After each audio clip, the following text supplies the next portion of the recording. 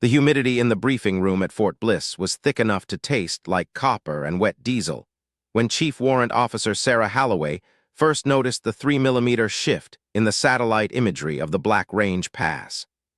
It wasn't a mistake of the lens or a glitch in the transmission from the bird orbiting 300 miles above the New Mexico desert. It was a bruise in the earth, a subtle darkening of the pixels that suggested the tectonic plates beneath the Gila National Forest were exhaling. To anyone else in the room, the colonels with their minds on the logistics of moving an entire armored brigade, or the analysts looking for enemy movement, it was just shadow. To Sarah, it was a warning. She sat in the back of the room, her spine barely touching the plastic of the folding chair, her hands steady on a lukewarm cup of black coffee that had been brewed 4 hours too late. She didn't say a word as the briefing dragged on, the air conditioner humming a losing battle against the 104-degree heat bleeding through the cinder-block walls of the Tactical Operations Center. Sarah grew up in Beckley, West Virginia, a place where the ground was never just the ground. It was a living thing that could swallow a porch or a coal truck without a moment's notice if the drainage wasn't right or the mountain got tired of holding itself up. Her father had been a county surveyor, a man who moved through the Appalachians with a transit and a level, teaching his daughter that maps were just polite lies people told themselves to feel safe.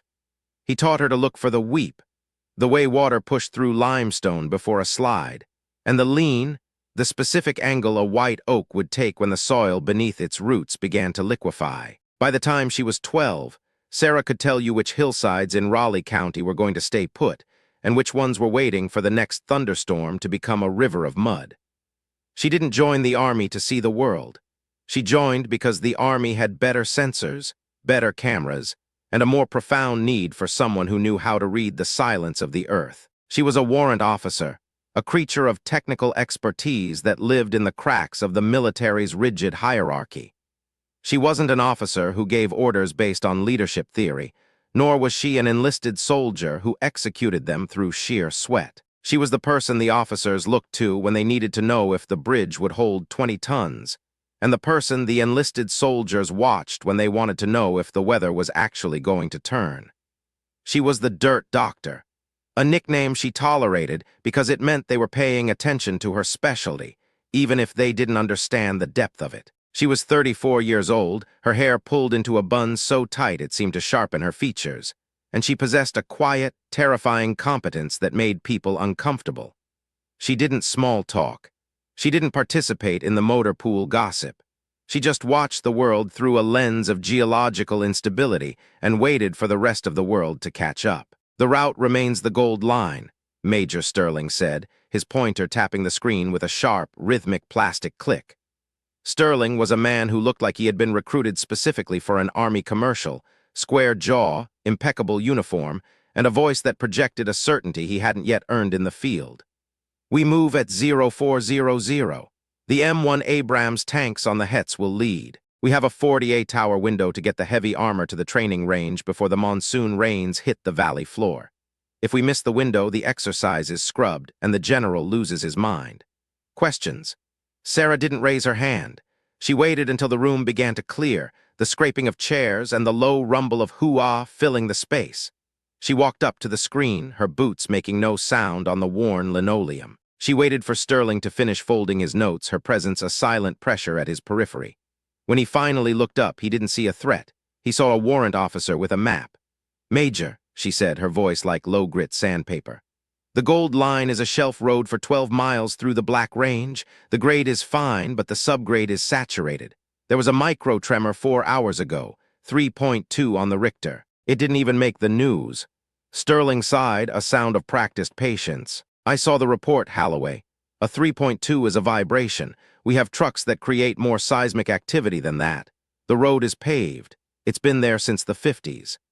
"The road was paved in the 50s for logging trucks," Sarah countered, her eyes fixed on the darkening pixels of the imagery. "An M1070 HET carrying an Abrams weighs 230,000 pounds. You're putting 1,000,000 pounds of steel on a road that's sitting on a limestone karst system. The tremor didn't break the road, Major. It broke the seal. The water from the mountain's internal drainage is now pushing into the roadbed. It's called pore pressure. If you put that much weight on it, the road won't just crack, it will liquefy. Sterling looked at her, his eyes narrowing. He didn't see the science, he saw a delay. He saw a woman telling him that his plan, the plan he'd spent 3 weeks perfecting for the colonel, was flawed. The engineers cleared the route yesterday morning. Are you saying the 19th engineers don't know how to read a road? I'm saying the engineers didn't look at the imagery from 4 hours ago, Sarah said, her voice remaining perfectly level. She didn't beg. She didn't try to convince him through emotion. She simply stated the physical reality of the planet they were standing on. I'm recommending a detour to the blue line. It adds 6 hours, but the ground is granite. It's solid. 6 hours is 6 hours we don't have, Chief, Sterling said, tucking his folder under his arm. Stick to your imagery. Leave the route planning to the S3. We move at 0400 on the gold line. That's an order. He walked away, his stride confident and brisk. Sarah didn't watch him go. She turned back to the screen, looking at the tiny 3mm shift. To her, it looked like a tear in a piece of silk. It was beautiful in a way. The Earth was going to reclaim its space, and there was nothing a major with a square jaw could do to stop it. She felt a flicker of something, not anger, but a cold, hard clarity. It was the feeling of being right in a world that rewarded being loud. She walked out of the TOC and into the shimmering heat of the motor pool. The smell of JP8 and hot rubber hit her like a physical wall. This was the world of the 88M, the truck drivers. They were the backbone of the Army's muscle, men and women who lived in the cabs of massive vehicles, hauling the tools of destruction across the world's most unforgiving terrain. Among them, sitting on the tire of a massive Hempt, was Master Sergeant Elias Vance. He was 50 years old, with skin like cured leather and a tattoo of a bulldog on his forearm that had faded into a blue-gray blur. He was a man who had driven convoys through the Korangle and the Sunny Triangle, a man who had survived because he knew how to listen to the machine and the road. Vance watched Sarah approach. He didn't stand up. He just tipped his cap back, squinting against the sun. You look like you just saw a ghost, Chief. The Earth is moving, Elias, she said, leaning against the fender of the truck, and Sterling is ignoring it. Vance spat a stream of tobacco juice into the dust. Sterling is a man who thinks the world is made of PowerPoint slides. He thinks if he makes the arrow green, the mountain has to obey. What you see? The Black Range Pass, she said. The limestone is weeping. The tremor this morning opened a seam. I told him to take the blue line. He told me to stay in my lane. Vance looked at the line of heavy equipment transporters, the Hets stretching down the motor pool. They were monsters of machinery, 8-wheel drive tractors designed to haul 70-ton tanks. When they were loaded, they didn't just drive over the ground, they crushed it. My drivers are already nervous, Vance said quietly. They can feel the air, it's too heavy. The monsoon is coming early. You think it'll hold until we get the lead elements through? I think the first truck might make it, Sarah said. I think the second truck will feel the vibration, and I think the third truck will be the one that finds out how deep the karst goes. Vance looked at her, his eyes searching hers. He was one of the few people who knew that Sarah didn't guess. She didn't have hunches. She had a mathematical understanding of disaster. I'll talk to the boys, but if the orders come down gold line, we drive gold line. You know how it is. We're just the hands. We aren't the brain. The brain is currently malfunctioning, Sarah said. She reached into her pocket and pulled out a small, handheld GPS device. She hadn't been issued it. She'd bought it herself and modified the software to overlay her own geological data. She handed it to Vance. I've marked the blue line as an emergency alternate. If you see the road start to ripple, not crack, but ripple like water, you stop. You don't brake hard, you just stop. Vance took the device, his large, calloused fingers closing over it. You're going to get in trouble, Sarah. Sterling is looking for a reason to file a letter of concern on you. He thinks you're difficult. I'm not difficult, she said, turning to walk away. I'm just right, and the mountain doesn't care about his OER. The night was a fever dream of preparation. The motor pool was a hive of artificial light and the rhythmic clanking of chains. Sarah stayed in the imagery lab, her eyes burning from the blue light of the monitors. She watched the weather radar as a massive cell of moisture began to spiral up from the Gulf of California, heading straight for the Gila. It was moving faster than the National Weather Service had predicted. The monsoon wasn't a gentle rain. It was a deluge that could drop 3 inches of water in an hour, turning the dry arroyos into killing floors. She looked at the latest satellite pass. The 3mm shift was now 5mm. The bruise had spread. She could almost feel the weight of it in her own chest, the physical sensation of a hillside losing its grip. She thought about her father, about the way he used to stand in the rain and watch the hills of West Virginia, his hand on her shoulder. Asterisk, the earth has no loyalty, Sarah, asterisk, he told her. Asterisk, it was here before us, and it'll be hereafter. We're just bugs walking on its back. The moment you forget that is the moment it shakes you off. Asterisk at 0330, she was back in the TOC. The atmosphere was electric with the start of the movement. Radios were crackling with the Green 2 reports, status updates on fuel, ammunition, and personnel. Major Sterling was in his element, standing over a map table, directing the flow of the convoy with the confidence of a conductor. He didn't look at Sarah when she walked in. He didn't have to. He had already won the argument. "Convoy lead, this is TOC," Sterling's voice echoed through the room. "You are cleared for movement, route gold. I repeat, route gold, keep your intervals, we want a constant flow." "Roger, talk, convoy lead moving." Vance's voice came back over the radio, steady and calm, but Sarah could hear the tension in the underlying static. Sarah moved to the communication desk. The sergeant manning the radio looked up at her, a young kid named Miller who was mostly just happy to be in the air conditioning. "Chief, you need something. I need to monitor the lead vehicle's telemetry," Sarah said. Sterling said no distractions for the radio operators. Miller whispered, glancing toward the major. "I'm not a distraction, Miller. I'm the imagery officer. I'm verifying the terrain. Now open the feed." Miller hesitated, then tapped a few keys. A digital map appeared on the screen, a small blue icon representing the lead HET moving slowly toward the mouth of the Black Range Pass. Sarah watched it with the intensity of a predator. She wasn't watching the icon. She was imagining the tires hitting the pavement. She was imagining the way the weight of that Abrams tank was pressing down on the asphalt, forcing the air and water out of the subgrade, creating a vacuum of pressure that would eventually find a way out. The first 3 hours were uneventful. The convoy wound its way through the lower foothills, the massive trucks groaning as they climbed the grades. The sun began to bleed over the horizon, a bruised purple and orange that silhouetted the jagged peaks of the mountains. Then the rain started. It didn't start as a drizzle. It started as a vertical wall of water that turned the world gray in an instant. "Talk, this is convoy lead," Vance's voice crackled. "Visibility is down to 50 feet. The rain is coming down in buckets, requesting a speed reduction." "Negative lead," Sterling snapped, leaning over the radio. "We have a window, maintain speed. If you slow down, the whole tail of the convoy gets bunched up in the flood zone at the base of the pass. Keep moving." Sarah felt a cold drop of sweat slide down her spine. "Major," she said, her voice cutting through the room. "The rain is saturating the surface. The pore pressure I told you about, it's hitting critical mass. You need to stop them before they enter the shelf section." Sterling turned on her, his face flushed. "Chief Holloway, you have been told once. If you interfere with this command frequency again, I will have you removed from this TOC and put under administrative hold. Is that clear?" Sarah didn't flinch. She didn't look away. "The road is going to fail, Major. It's not a possibility. It's a certainty. Look at the vibration sensors on the lead vehicle." On the monitor, the telemetry for Vance's truck showed a rhythmic spiking. To an untrained eye, it was just the bounce of a heavy truck on a rough road. To Sarah, it was the pulse of a liquefying subgrade. The truck wasn't bouncing. The road was undulating. "It's just the wind, Holloway," Sterling said, his voice dripping with contempt. "Sit down." Sarah didn't sit down. She walked out of the TOC. She didn't go to her barracks. She didn't go to the mess hall. She went to her Humvee parked in the gravel lot. She grabbed her gear, her helmet, her vest, her modified GPS. She started the engine and drove toward the gate. The MP at the shack looked at her ID, then at the storm. "You're heading out in this, Chief?" "Official business," she said. "Imagery verification." She drove into the teeth of the storm. The windshield wipers couldn't keep up. The world was a blur of sagebrush and gray rock, the road ahead disappearing into the mist. She knew the geography by heart.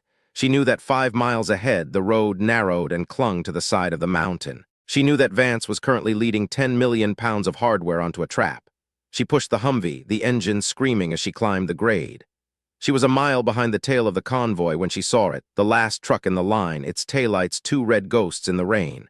She picked up her handheld radio, the one she'd synced to Vance's frequency. "Vance, this is Holloway. I'm a mile behind the drag. Do you copy?" Static. "Then, Chief, what the hell are you doing out here? Sterling's going to have your head." "Vance, listen to me. Look at your side mirrors. Look at the pavement behind your rear duals. Is the water coming up through the cracks?" There was a long silence. Sarah could hear the roar of the Het's engine through the radio. Then Vance's voice came back and the casual tone was gone. It was replaced by the cold, sharp clarity of a man who had just looked into the abyss. It's not just water, Sarah. It's gray. It looks like cement. The asphalt is soft. It's like driving on a mattress. Stop the convoy, Elias, now. I can't. Sterling is on the other line screaming at me to keep the momentum. He says if we stop on a grade, we'll never get the Hets moving again in this mud. If you don't stop, you're going over the side, Sarah said. Tell the drivers to halt. Tell them the road is out. I'll take the heat. Just stop the trucks. Chief, The radio erupted in a screech of white noise. Sarah slammed on her brakes, the Humvee sliding on the slick surface. She leaned out the window, looking ahead. The rain was so thick she could barely see the truck in front of her, but she didn't need to see it to know what was happening. She could feel it in her boots. A deep, low-frequency thrum that wasn't the sound of an engine. It was the sound of the mountain moving. She jumped out of the Humvee, her boots sinking into 2 inches of standing water. She ran forward, passing the last 2 trucks in the convoy. The drivers were leaning out of their cabs, their faces pale in the dim light. They were confused, scared, waiting for an order that wasn't coming. Get out! Sarah screamed, waving her arms. Get out of the cabs, move back, away from the mountainside. They didn't move, they were trained to stay with their vehicles. They were trained to wait for the chain of command.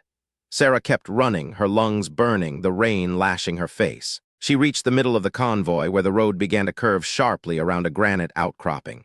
This was the shelf. She saw Vance's truck 300 yards ahead. It was tilted, just a few degrees, but in a vehicle that large it looked like a sinking ship.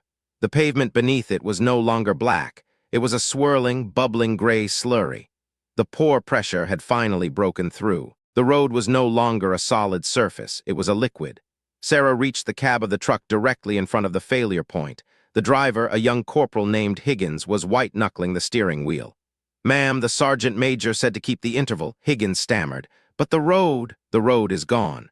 Look at me, Higgins, Sarah said, her voice cutting through his panic. I am the imagery officer. I am telling you the road has suffered a catastrophic subgrade failure. You are going to put that truck in park, you are going to set the air brakes, and you are going to get out and run 20 yards back toward the tail. Do you understand? But the major isn't here. Sarah roared, a sound that came from the very bottom of her soul, a sound of controlled rage that had been building for 15 years. I am here. Move. Higgins scrambled out of the cab. Sarah didn't wait. She ran toward Vance's truck. The sergeant major was already out, standing on the edge of the asphalt, looking at the void. The road didn't collapse with a bang. It happened with a wet, sickening tear. A 50-foot section of the gold line simply slid away, vanishing into the gray mist of the canyon below. It took with it the guardrail, the shoulder, and half of the lane. Vance's HET was perched on the very edge, its front tires dangling over the precipice, the massive weight of the Abrams tank on the back acting as a counterweight, keeping the whole rig from plunging 500 feet into the darkness. The silence that followed was heavier than the rain. The drivers who had stayed in their cabs were now scrambling out, their boots splashing in the mud. They stood in the rain, looking at the gap where the road used to be. If they had moved another 10 feet, the entire lead element, 6 trucks, 6 tanks, 12 soldiers would be at the bottom of the Black Range. Vance turned to look at Sarah. He was drenched, his uniform clinging to his frame, his face etched with a combination of shock and a sudden, profound respect. He looked at the gap, then at the trucks lined up behind them, then back at her. You knew, he whispered. I saw the 3mm, Elias, she said, her voice shaking only slightly from the adrenaline. The earth doesn't lie, only people do. She pulled out her radio. She didn't call the TOC. She called the blue line frequency she'd set up. All units, this is Chief Holloway. The gold line has suffered a total collapse at mile marker 14. We have a HET hang fire on the ledge. I need every driver to begin a controlled reverse. We are transitioning to the blue line alternate. Now, who the hell is this? A voice came over the radio, Major Sterling. Holloway, is that you? I told you to stay. Major, Sarah said, her voice cold and hard as the granite she was standing on. Shut up. Your road is gone. Your convoy is pinned. And if you say one more word that isn't a coordinate for a recovery crane, I will make sure the investigation into this failure starts and ends with your specific refusal to acknowledge geological data. Do you copy? There was a long, stunned silence on the other end of the radio. In the TOC, 50 miles away, the analysts and officers were likely staring at the blank space where the Major's authority used to be. Roger, Chief, Sterling's voice came back, small and hollow. "What do you need?" Sarah didn't answer him. She looked at Vance. "We need to get the drivers off the ledge, and then we're going to find a way to back these monsters up and go the long way around." Vance nodded. He looked at the drivers, who were all watching Sarah now. They weren't looking at the rank on her shoulder. They were looking at the woman who had seen the invisible world and told them the truth when no one else would. "You heard the chief," Vance shouted, his voice regaining its command. "Move your asses, we've got a mountain to get around." As the drivers scrambled back to their trucks, the rain continued to pour, a relentless, unforgiving force. Sarah stood at the edge of the broken road, looking down into the mist. She could feel the vibration of the earth, the slow, tectonic settling of the mountain as it adjusted to its new shape. She was exhausted, her career was likely in tatters, and she had just threatened a superior officer on an open net. But as she watched the tail of the convoy begin its slow, methodical retreat, she felt a strange, quiet peace. She had done the one thing her father had taught her to do. She had listened to the earth, and for today the earth had let them go. She walked back to her Humvee, her boots heavy with mud, the weight of the mission still pressing down on her shoulders. The real work was just beginning. They had 60 miles of unproven road to cover, a storm that was only getting worse, and a recovery operation that would take days. But as she gripped the steering wheel, her hands were steady. She knew the blue line, she knew the granite, and she knew that as long as she was the one reading the map, they would make it home. The first truck in the reverse line began to move, its engine a low growl against the thunder. Sarah waited until every vehicle was in motion, a line of steel ghosts retreating from the edge. Only then did she put her own vehicle in gear. She didn't look back at the hole in the world.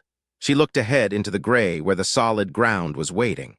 The road ahead was long, and the cost of being right was always higher than anyone expected.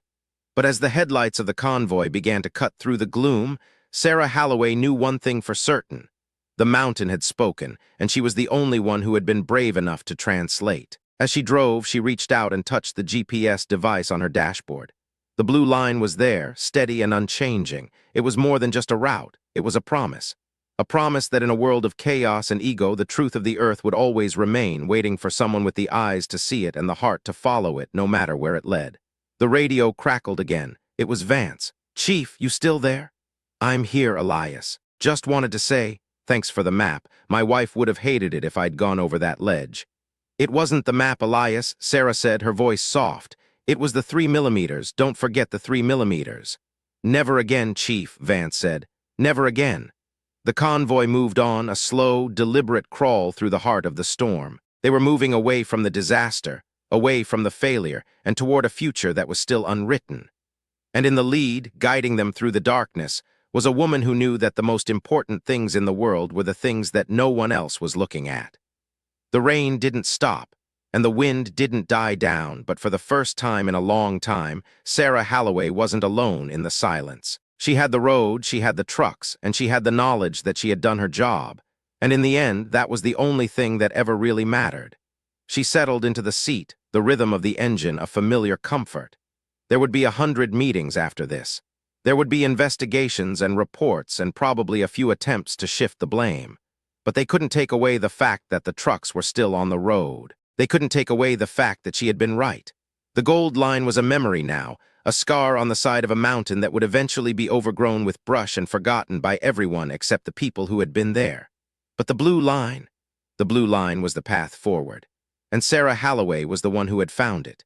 She watched the rain hit the windshield, the droplets blurring the world into a kaleidoscope of gray and green. She was tired, so tired she could feel it in her bones, but she didn't close her eyes.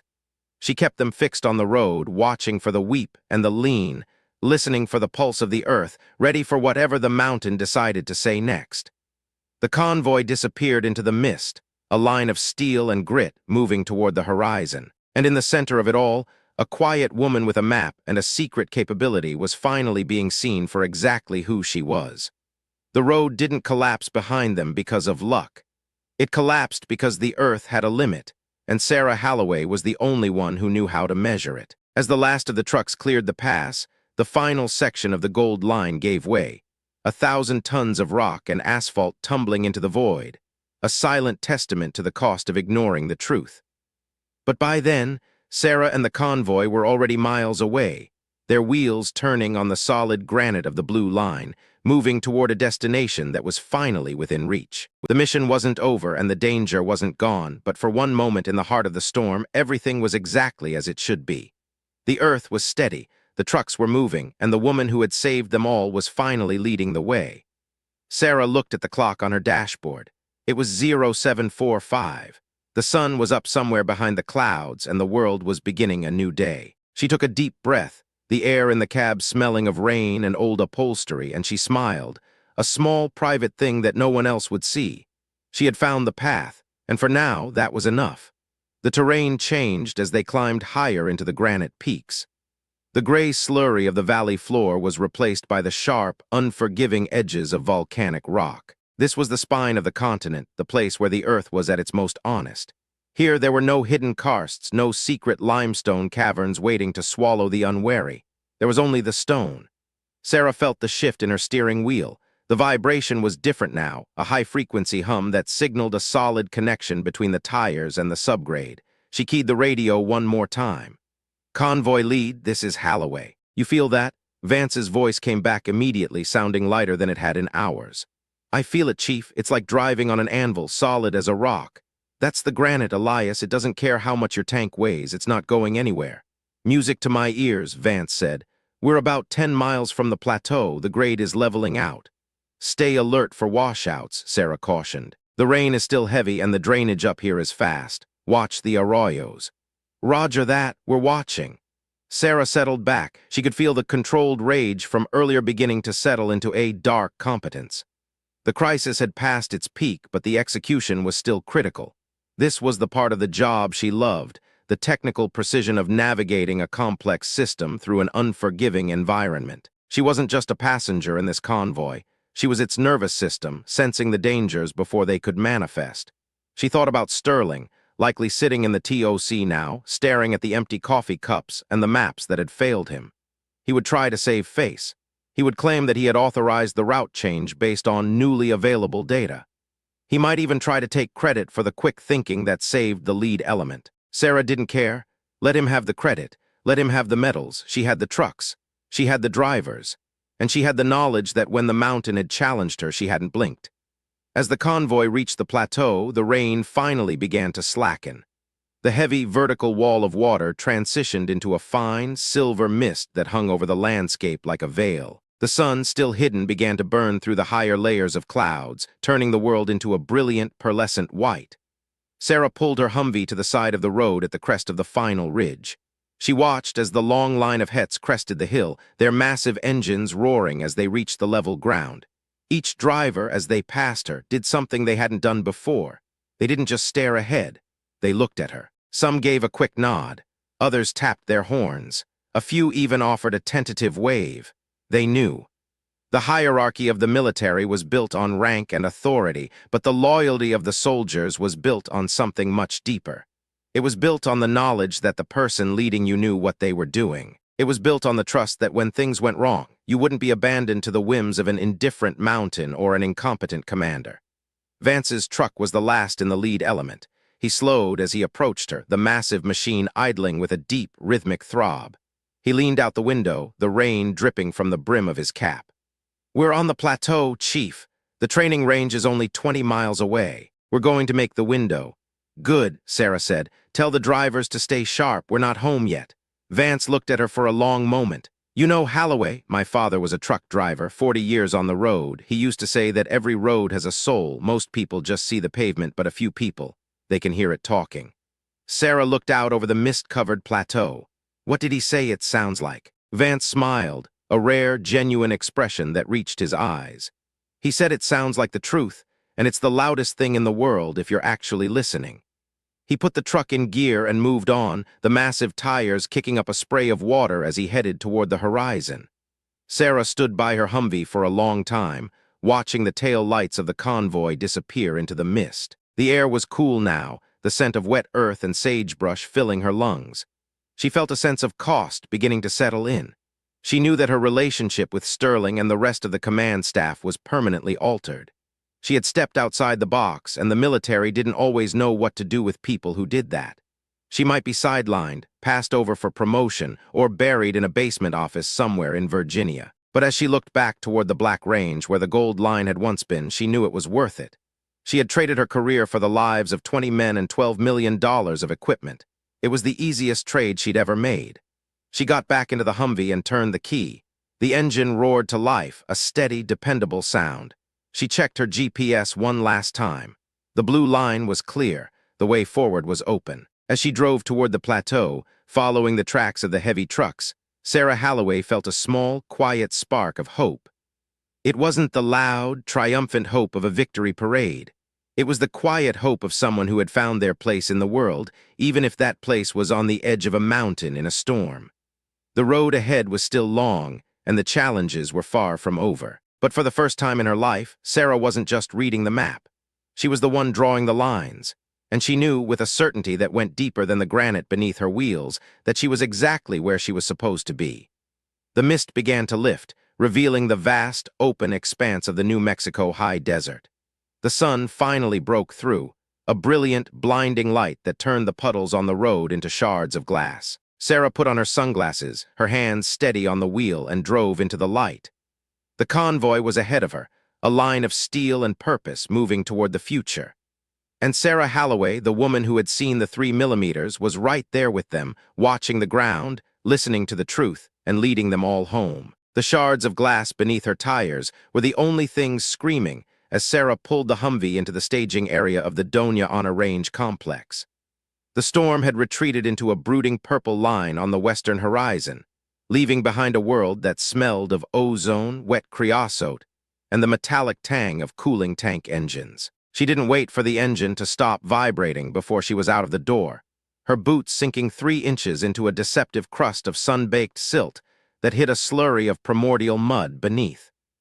To the east, the sprawling grid of the range was already being populated by the rest of the brigade that had come up the safe way, the lucky ones who hadn't stared into the throat of the Black Range. They were setting up tents and positioning heaters, oblivious to the fact that the mountain behind them was still exhaling the weight of a 1,000-year flood. Sarah didn't head for the mess tent or the barracks.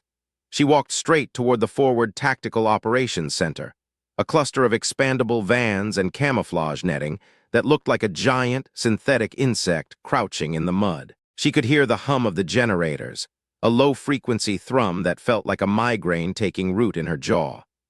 Inside that van was Major Sterling, and inside Sterling was a narrative already forming, a story where the road collapse was a freak geological occurrence, and the detour was a jointly decided tactical pivot. Sarah knew how the Army worked. If you didn't write the history in the first hour, someone else would write it for you, and they'd make sure you were the footnote, not the hero. The air inside the TOC was filtered and dry, a jarring contrast to the soup-thick humidity of the New Mexico morning. Major Sterling was hunched over a ruggedized laptop, his sleeves rolled up to his elbows, revealing forearms that were surprisingly pale for a man who spent so much time pretending to be an outdoorsman. He didn't look up when Sarah entered. He didn't have to. The specific rhythm of her footsteps, efficient, unhurried, and heavy with the weight of her gear, was a signature he recognized. "The after-action report is already in draft, Halloway," Sterling said, his eyes never leaving the screen. "I've noted your contribution to the route deviation. The colonel is pleased we didn't lose any hardware. We're moving the live fire start time up to 1400. The general's bird is wheels up from Biggs in 20 minutes. Sarah stood in the center of the narrow aisle, her presence forcing a junior analyst to squeeze past her with a mumbled apology. She looked at the digital map projected on the main screen. The red zone, the impact area where 70-ton tanks would soon be maneuvering at high speeds while firing 120mm Sabot rounds, was highlighted in a vibrant, confident crimson. The contribution wasn't a deviation, Major. It was a life-saving intervention, Sarah said. Her voice didn't rise, but it filled the small space like a gas. And the live fire needs to be scrubbed. You're moving the brigade into a basin that is currently receiving the entire drainage volume of the Black Range. The gold line didn't just fail, it acted as a dam until it burst. That water is coming here. It's already under us. Sterling finally looked up. His eyes were bloodshot, the mask of the commercial-ready officer slipping just enough to show the panicked careerist beneath. "The range is open, Chief. Range control cleared the sectors at 0600. The soil here is different. It's hard-packed caliche. It doesn't liquefy like the shelf road. You're seeing ghosts because you had a close call on the pass. Take your dirt doctor hat off for an hour and be a soldier. I am being a soldier, Sarah replied, stepping closer until she could see the tiny reflection of the map in Sterling's pupils. I'm protecting the force. The caliche is a cap, Major. It's like a layer of concrete over a sponge. When the pressure from the mountain runoff hits the aquifer beneath this basin, that cap is going to shatter from the bottom up. If you put 60 Abrams tanks out there, the vibration alone will trigger a blowout. You won't just be stuck in the mud. You'll be sinking into a sinkhole the size of a football field. Sterling stood up, his chair scraping violently against the metal floor. Enough! The 19th engineers ran the probes. They reported a moisture content of 14%. That's well within the safety margin for heavy maneuvering. You're a warrant officer, Holloway. You're here to provide technical imagery, not to veto a 3-star general's training exercise because you have a bad feeling about the mud. Go get some rack time. That's an order. Sarah didn't blink. She watched him the way a surveyor watches a shift in a transit level. She saw the fear in him, the fear of being the man who told a general no. It was a common infection in the higher ranks, a viral strain of ambition that blinded men to the physical reality of the world. She turned without a word and walked out of the TOC, the air-conditioned silence of the van replaced by the roar of a Black Hawk helicopter circling in the distance. Outside, the motor pool was a cacophony of prep. She found Master Sergeant Vance near the fuel bladders, his face smeared with grease and his hands deep in the guts of a Hetz winch system. He looked older in the daylight, the lines around his eyes etched deep by 30 years of desert sun and diesel fumes. He saw her coming and wiped his hands on a rag that was more oil than cloth. He didn't listen, Vance said. It wasn't a question. He's looking at 19th Engineer probes from 6 hours ago, Sarah said, leaning against the massive tire of the HET. They're measuring surface moisture. They aren't measuring the head pressure in the aquifer. Elias, the range is a bowl, and the mountain just poured a gallon of water into a thimble. We're standing in the thimble. Vance looked out toward the range, where the first platoon of M1A2 Abrams tanks was already clanking toward the starting line. The sound was a rhythmic metallic thunder, 100 tons of steel and turbine engines screaming at the earth. My boys are tired, Sarah. They did the reverse crawl on a cliffside in a monsoon. Now they're being told to stage for recovery ops because the big show is starting. They trust you. If you tell me to keep the engines running because we're going to be pulling tanks out of the earth, I'll tell them. But I need to know you're sure. If we're wrong about this, Sterling will have us both for breakfast. Sarah reached into her cargo pocket and pulled out a small, clear vial. Inside was a sample of the silt she'd picked up near the TOC entrance. She shook it. The silt didn't settle. It stayed suspended in a milky, turbulent swirl. Look at the suspension, Elias. This isn't surface runoff. This is deep earth minerals. It's being pushed up from below. The earth is screaming under our boots, and Sterling thinks it's just the wind. Vance took the vial, holding it up to the harsh New Mexico sun. He'd seen a lot of things in his career, wides in the dust of Fallujah, whiteout blizzards in the mountains of South Korea. But he'd never seen a woman who could read the planet like it was a tactical map. He handed it back, his face hardening. I lost a brother in 03, he said quietly, his voice barely audible over the roar of the tanks. Not to a bullet, to a bridge collapse in the Karbala Gap. The engineers said it would hold a Bradley. It didn't. He went into the Euphrates in 40 tons of steel and never came up. The man who signed the order to cross that bridge is a lieutenant general now. He never even saw the report. The connection between them solidified in that moment, a shared understanding of the cost of institutional arrogance. It wasn't about the road or the mud. It was about the people who were treated as expendable variables in someone else's career equation. I'm going to the range control tower, Sarah said. I need the raw data from the seismic sensors. If I can show the general the actual frequency of the subgrade, he might listen even if Sterling won't. The tower is restricted, Vance warned. They've got MPs on the stairs because of the general's visit. Then I guess I'll have to find another way in, Sarah said. She didn't have a plan yet, but she had a decision. The line had been crossed back on the Black Range, and she wasn't going back over it. She moved through the camp with the quiet, purposeful gait of someone who belonged exactly where she was. She avoided the main thoroughfares, sticking to the shadows of the supply tents and the rows of parked Humvees. The smell of the camp was changing. The drying heat was pulling the moisture out of the top inch of soil, creating a hard, deceptive crust. But the air felt heavy, charged with a static tension that made the hair on her arms stand up. It was the feeling of a lightning strike before the bolt hit. She reached the perimeter of the range control tower, a 4-story concrete structure that looked out over the vast expanse of the impact area. 2 MPs stood at the base of the stairs, their M4s slung across their chests, their eyes scanning the horizon for the general's transport. They were young, bored, and focused on the sky. They weren't looking for a lone warrant officer with a clipboard and a look of absolute authority. Sarah didn't sneak. She walked straight up to them, her pace brisk, her expression one of mild, professional irritation. "Chief Holloway, imagery. I've got a discrepancy on the thermal grid for the general's live fire. I need to calibrate the tower's feed before he touches down." The MPs hesitated. One of them, a specialist with a nameplate that read Miller, looked at her ID. "Ma'am, we're under a hard lockdown until the general clears the area. No one goes up without a pass from Major Sterling." "Major Sterling is the one who sent me, Miller," Sarah said, her voice snapping like a whip. "He's currently trying to explain to the colonel why the thermal sensors are showing a 10-degree variance in the impact zone. If the general's optics failed during the demonstration because the tower wasn't calibrated, do you want your name at the top of the Y list?" It was a gamble. It relied on the universal military truth that the fear of a general's disappointment was greater than the fear of a minor procedural breach. Miller looked at his partner, then back at Sarah. He stepped aside, his hand moving to the door's electronic lock. "Make it fast, Chief. If the sergeant of the guard catches you up there, I'm telling him you forced your way in." "Noted," Sarah said, and she was through the door before he could change his mind. The stairwell was cool and smelled of floor wax and old cigarettes. She took the stairs 2 at a time, her lungs burning, her mind racing. She didn't have much time. The Blackhawk was getting louder, the rhythmic asterisk thump-thump-thump asterisk of the rotors vibrating through the concrete walls.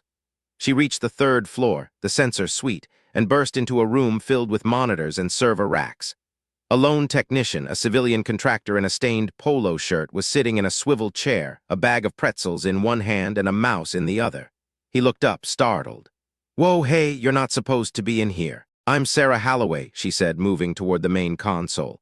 "I need the raw seismic feed from the G4 sensors on the range floor, now." "I can't give you that," the technician said, trying to sound authoritative while his mouth was full of pretzel. "That's proprietary data for the 19th Engineers Survey. They've already got the report." "The report is wrong," Sarah said. She didn't look at him. She looked at the screen, her fingers dancing over the keyboard with a speed that came from years of navigating the Army's Byzantine software. "The report is based on static moisture. I need the dynamic frequency. I need to see the hum." "The hum?" the technician asked, standing up. "What are you talking about?" Sarah found the directory. She bypassed the security prompts. Her own hidden capability wasn't just geological. It was a deep, intuitive understanding of how data was structured, a mapmaker's mind that saw the logic behind the code. She opened the real-time seismic graph for the red zone. The screen didn't show the flat line of a stable desert floor. It showed a rhythmic, undulating wave, a low-frequency vibration that was too slow to be a tank and too steady to be the wind. It was the sound of water under pressure, a massive, subterranean river pushing against the underside of the caliche crust. "Look at that," Sarah whispered. The technician leaned in, his eyes widening. That's weird. I thought that was just interference from the generators. It's been building for the last hour." "It's not interference," Sarah said. "It's a hydraulic surge. The Black Range runoff just hit the aquifer. The pressure is mounting. The range floor is essentially a giant water balloon, and the general is about to start jumping on it with 60-ton tanks." "Oh God," the technician said, the pretzels forgotten. "If that cap breaks." "It's not if," Sarah said, her eyes fixed on the screen. "It's when. And according to this frequency, it's going to be in the next 30 minutes. She pulled her handheld GPS from her pocket and synced it to the tower's feed, downloading the seismic map onto her device. She needed proof she could carry into the room with the general. She needed the physical evidence of the disaster before it happened. Suddenly, the door to the sensor suite swung open. Major Sterling walked in, followed by 2 MPs. His face was no longer just red. It was a dark, dangerous purple. He looked at Sarah, then at the technician, then at the monitor. "Chief Holloway," Sterling said, his voice dangerously quiet. "You were given a direct order to stand down. Instead, you've breached a restricted area and manipulated sensor data. That is a court-martial offense." "Major, look at the screen," Sarah said, pointing to the undulating wave. "The frequency is hitting the resonance point for the caliche. The range is about to blow out. You have to stop the exercise." Sterling didn't even look at the screen. He didn't care about the frequency. He cared about the fact that a warrant officer had defied him and that the general's helicopter was currently landing 100 yards away. "The only thing that's going to blow out is your career, Holloway. Take her into custody." The MPs moved forward. Sarah didn't resist. She stood tall, her hands at her sides, her eyes never leaving Sterling's. "You're going to kill them, Major. You're going to kill those boys because you're too afraid to look at a graph." "Take her downstairs," Sterling snapped, "and keep her there until the general leaves." As the MPs led her out, Sarah felt a cold, hard clarity settle over her. She had tried the official channels. She had tried the technical warnings. She had even tried the moral appeal. None of it had worked. The system was failing in real time, its gears grinding together in a desperate attempt to maintain the illusion of control. She was led to a small, windowless holding room in the base of the tower. The door clicked shut, the heavy steel bolt sliding into place with a finality that felt like the lid of a coffin. She was alone in the silence, the only sound the distant, muffled roar of the general's helicopter touching down. She sat on the edge of a wooden bench, her heart hammering against her ribs. She looked at her GPS device, still clutched in her hand. The screen was still active, showing the seismic map of the range. The undulating wave was getting taller. The peaks were getting sharper. The frequency was accelerating. She thought about Vance, sitting in his HET, waiting for the order to recover the tanks that were about to sink. She thought about the young Corporal Higgins, who had looked at her with such trust on the Black Range Pass. She thought about her father, standing in the rain in West Virginia, watching the mountainside fail. Asterisk, the earth has no loyalty, Sarah. It was here before us, and it'll be hereafter. Asterisk, she stood up and walked to the door. It was reinforced steel, designed to hold someone far more dangerous than a 130-pound imagery officer. But Sarah Holloway didn't see a door. She saw a structural assembly. She saw the stress points in the hinges, the slight misalignment of the bolt, the way the concrete around the frame had been weakened by the very vibration she was tracking. She didn't try to kick it down. She didn't scream for help. She reached into her pocket and pulled out a small multi-tool she'd carried since she was 16. She began to work on the hinge pins, her hands steady, her mind focused on the task with a dark competence that shut out the fear and the anger. She was a woman who understood how things were held together, and more importantly, she understood how they fell apart.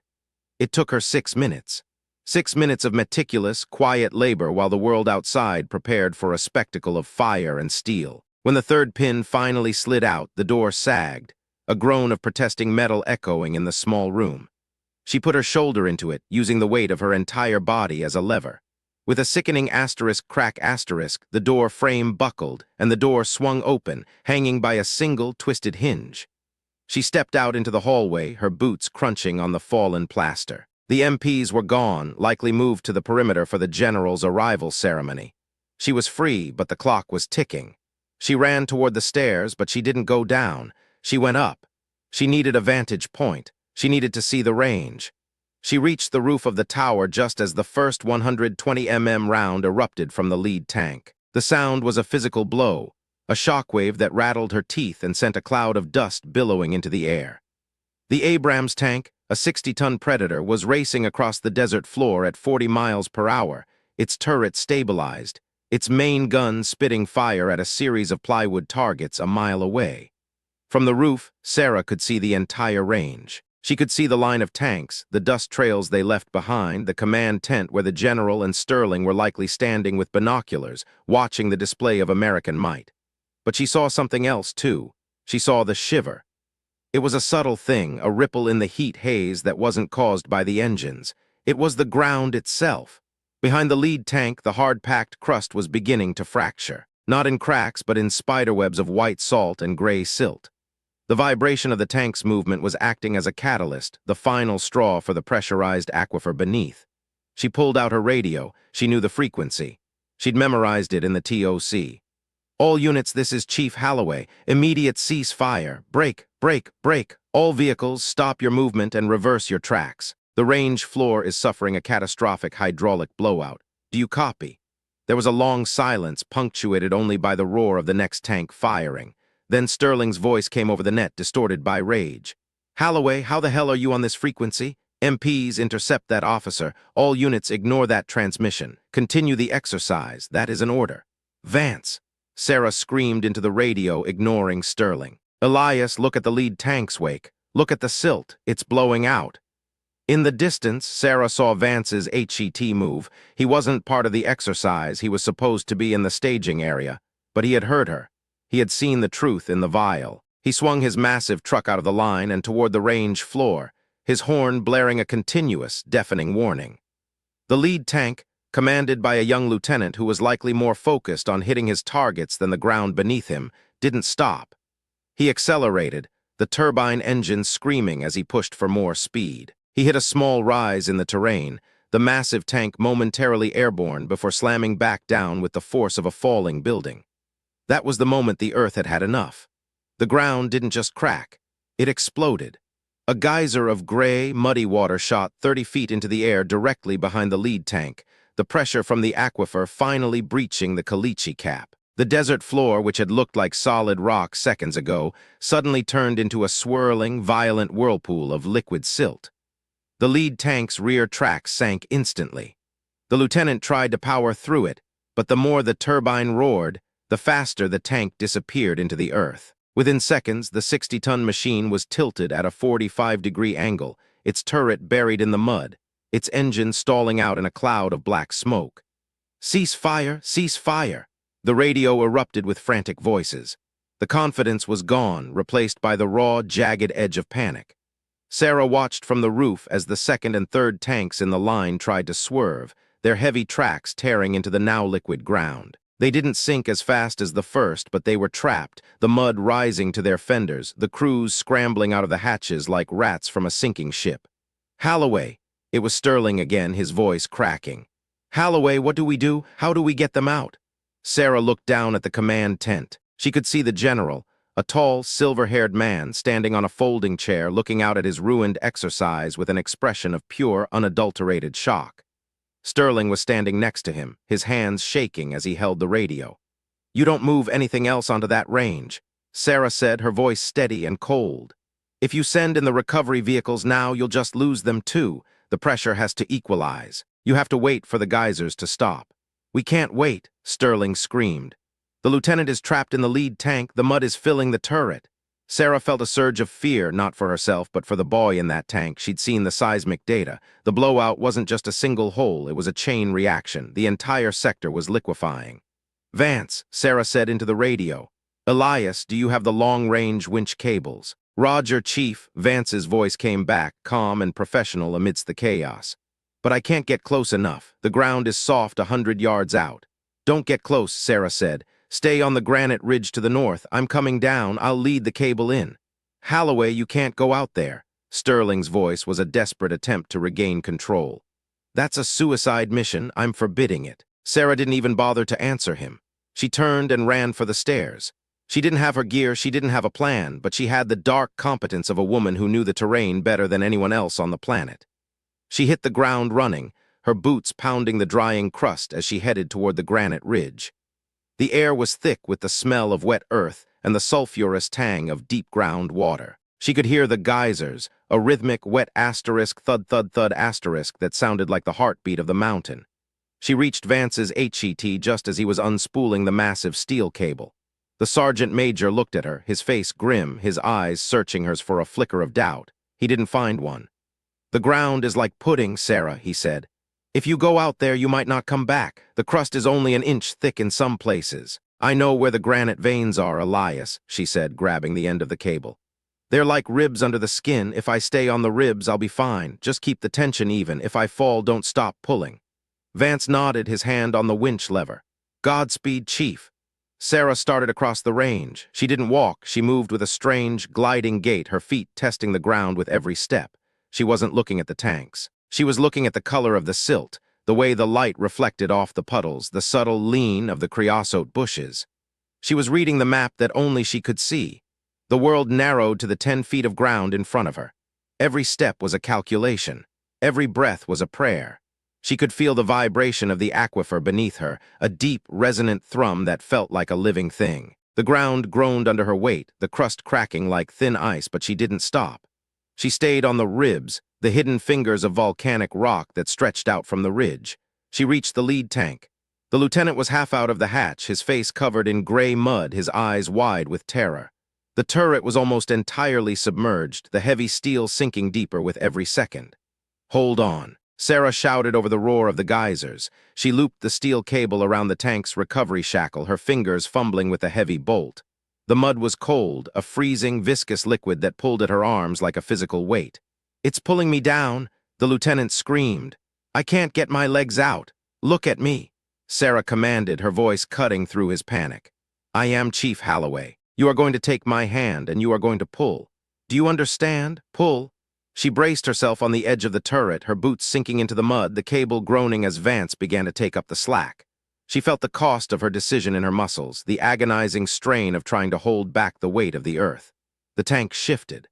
A massive bubble of air escaped from beneath the hull, sending a spray of mud into the air. Sarah held on, her vision blurring from the effort, her heart hammering against her ribs. "Now!" she roared. With a sickening, wet asterisk pop asterisk, the lieutenant's legs came free. Sarah pulled him onto the back deck of the tank, both of them gasping for air, their bodies covered in the gray, metallic silt. "Stay on the cable," Sarah shouted. "Follow it back to the ridge, don't step off the line." The lieutenant didn't wait. He scrambled along the cable, his movements frantic and clumsy, but he was moving. Sarah stayed behind, her eyes fixed on the second tank. She wasn't done yet. But as she reached for the second cable, the ground beneath her gave a violent, shuddering heave.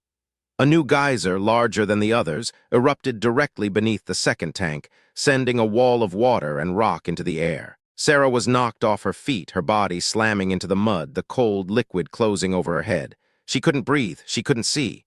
The mud was a heavy, suffocating blanket pulling her down into the dark. She felt the fear then, the real fear, the one that lives in the hands before the mind catches up. She was going to die in the mud, a footnote in a report that would never be read. But then she felt a hand. A large, calloused hand reaching through the dark. "I've got you, Chief."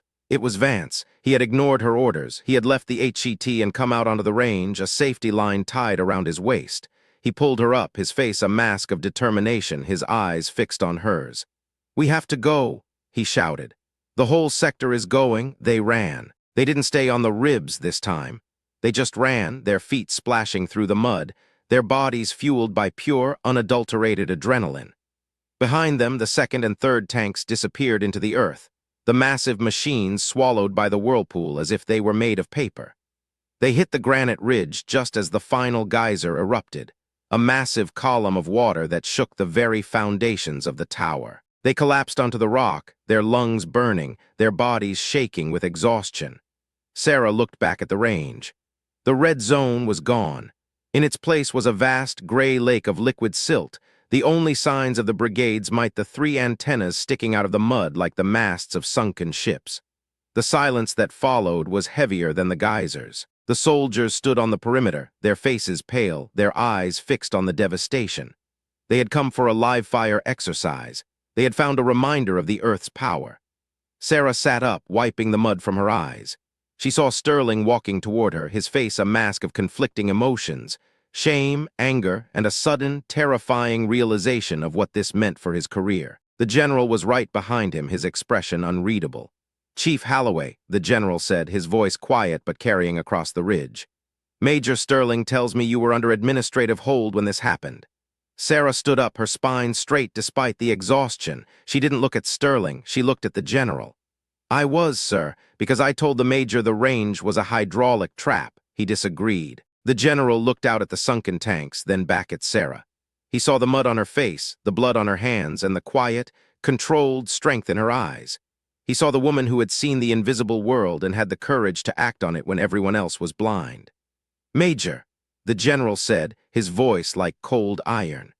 "You and I are going to have a very long conversation about geological data and command responsibility. In my office in 15 minutes. Sterling didn't say a word. He turned and walked away, his shoulders slumped, the weight of the institutional failure finally catching up to him. The general turned back to Sarah. He didn't offer a medal, he didn't offer a promotion. He just nodded, a small, subtle gesture of respect from one soldier to another.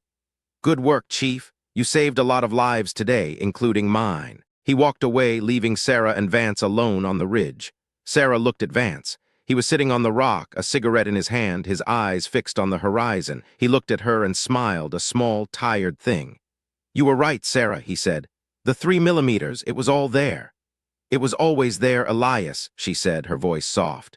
"People just don't like to look at things that make them feel small." She sat down next to him, the sun finally beginning to set over the Black Range. The air was cool now, the scent of wet earth and sagebrush filling her lungs. She felt a sense of cost beginning to settle in. She knew that her life in the army would never be the same. She had broken the rules, defied her commander, and destroyed a multi-million-dollar training exercise. There would be investigations, board hearings, and 1,000 questions she didn't want to answer. But as she looked out over the gray lake where the tanks were still sinking into the earth, she felt a strange, quiet peace. She had done the one thing her father had taught her to do. She had listened to the truth, and for today the truth had set them free. The hope was still there, a small, flickering light in the darkness. It wasn't the hope of a career or a medal. It was the hope of a woman who knew who she was and what she was capable of. As the first stars began to appear over the desert, Sarah Halloway reached into her pocket and pulled out the small, clear vial. The silt had finally settled, leaving the water clear and still. She looked at it for a long moment, then poured it out onto the granite ridge. The mission wasn't over. The recovery would take months, the investigations even longer. But for now, in the heart of the storm's aftermath, everything was exactly as it should be. The earth was steady, the soldiers were safe, and the woman who had saved them all was finally leading the way. She stood up and started back toward the camp, her boots heavy with mud, her heart light with the knowledge that she had done her job. She didn't look back at the sunken tanks. She looked ahead into the dark where the solid ground was waiting. But as she reached the edge of the motor pool, she saw something that made her stop. It was a single black SUV with government plates parked near the command tent. A man in a dark suit was standing by the door, his eyes scanning the camp with a cold, professional intensity. He wasn't military. He was something else, and he was looking straight at her. Sarah felt a sudden, sharp prick of fear, not the fear of the mud, but a different kind of fear. The fear of being seen by the wrong people. She didn't know who the man was or why he was there, but she knew one thing for certain. The story of the dirt doctor was just beginning, and the stakes were about to get much, much higher. She kept walking, her face a mask of controlled indifference, but her mind was already racing, analyzing the new threat, searching for the weep and the lean in the man's expression.